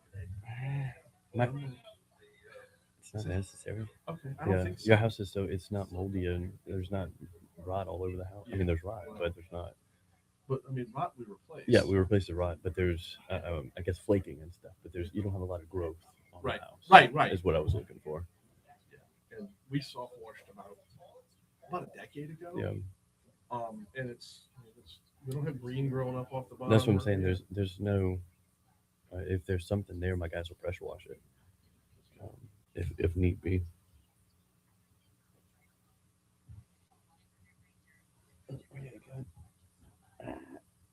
Arm's not long enough.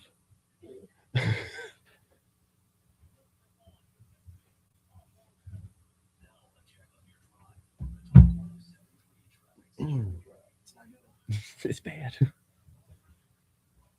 What's crazy is after 8:30. Oh, no. Nothing. I worked in Yeah. LSU for 15 years. I worked downtown for a few too. So it's been so long. But I thought I was beating it early. Well, no. I started going in at like 6 in the morning at LSU just to avoid the traffic. I was like, can I just come in early?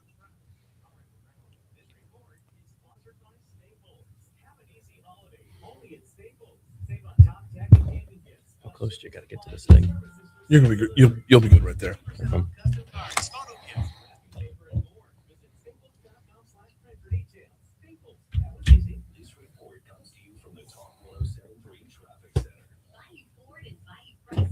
I just have Facebook. I don't have a website. I can help with that too. Yeah, I think I bought the domain. 856 Talk 107.3 FM WBRP. Mornings with Brian Haldane rolling right along. About to close out, hand off to Moon Griffon and the Moon Griffon Show. Kind of ADD this a little bit and go back to a topic we were talking about earlier. I'll welcome Kevin Hood back and Kyle Cantrell welcome into the studio because when we were talking during the break a little bit about the Snake Mobile, I was like, can y'all squeeze in the 3 minutes exactly what you're trying to do and build out here?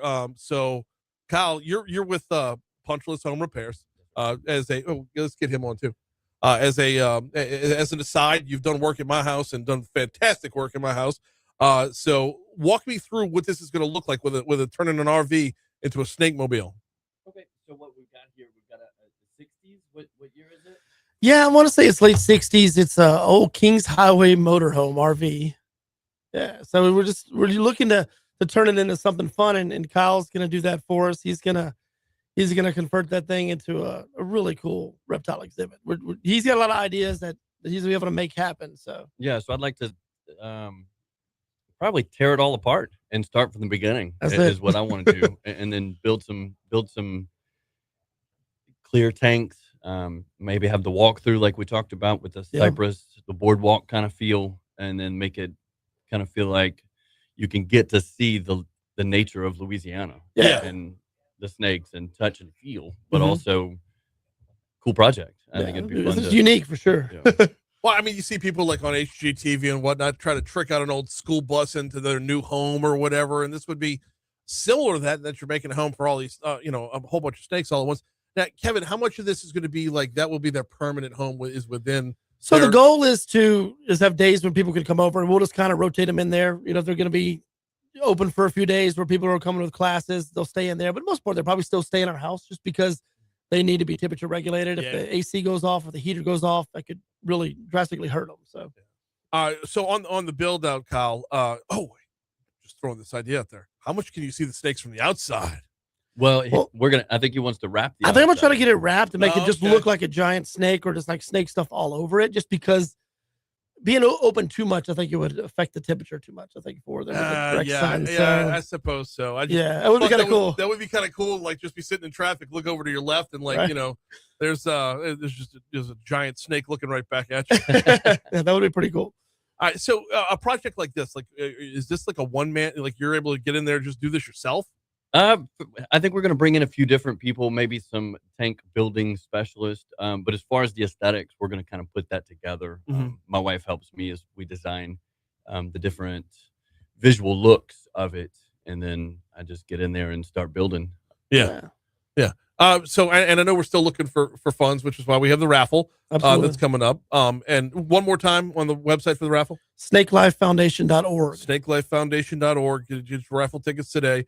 But so I know we're still looking at that, but just give us a general timeline on what you're aiming for on this. I would love to have it done for the spring. It just depends on getting it done. Like I said, the funds are a huge part of it just because it's a side thing for us and we're doing this full time now, but hopefully get it done by the spring or summer. I appreciate y'all sticking around. Thank you so much. Then don't forget Punchless Home Repair as well. Moon's next. We'll see you tomorrow. Thanks.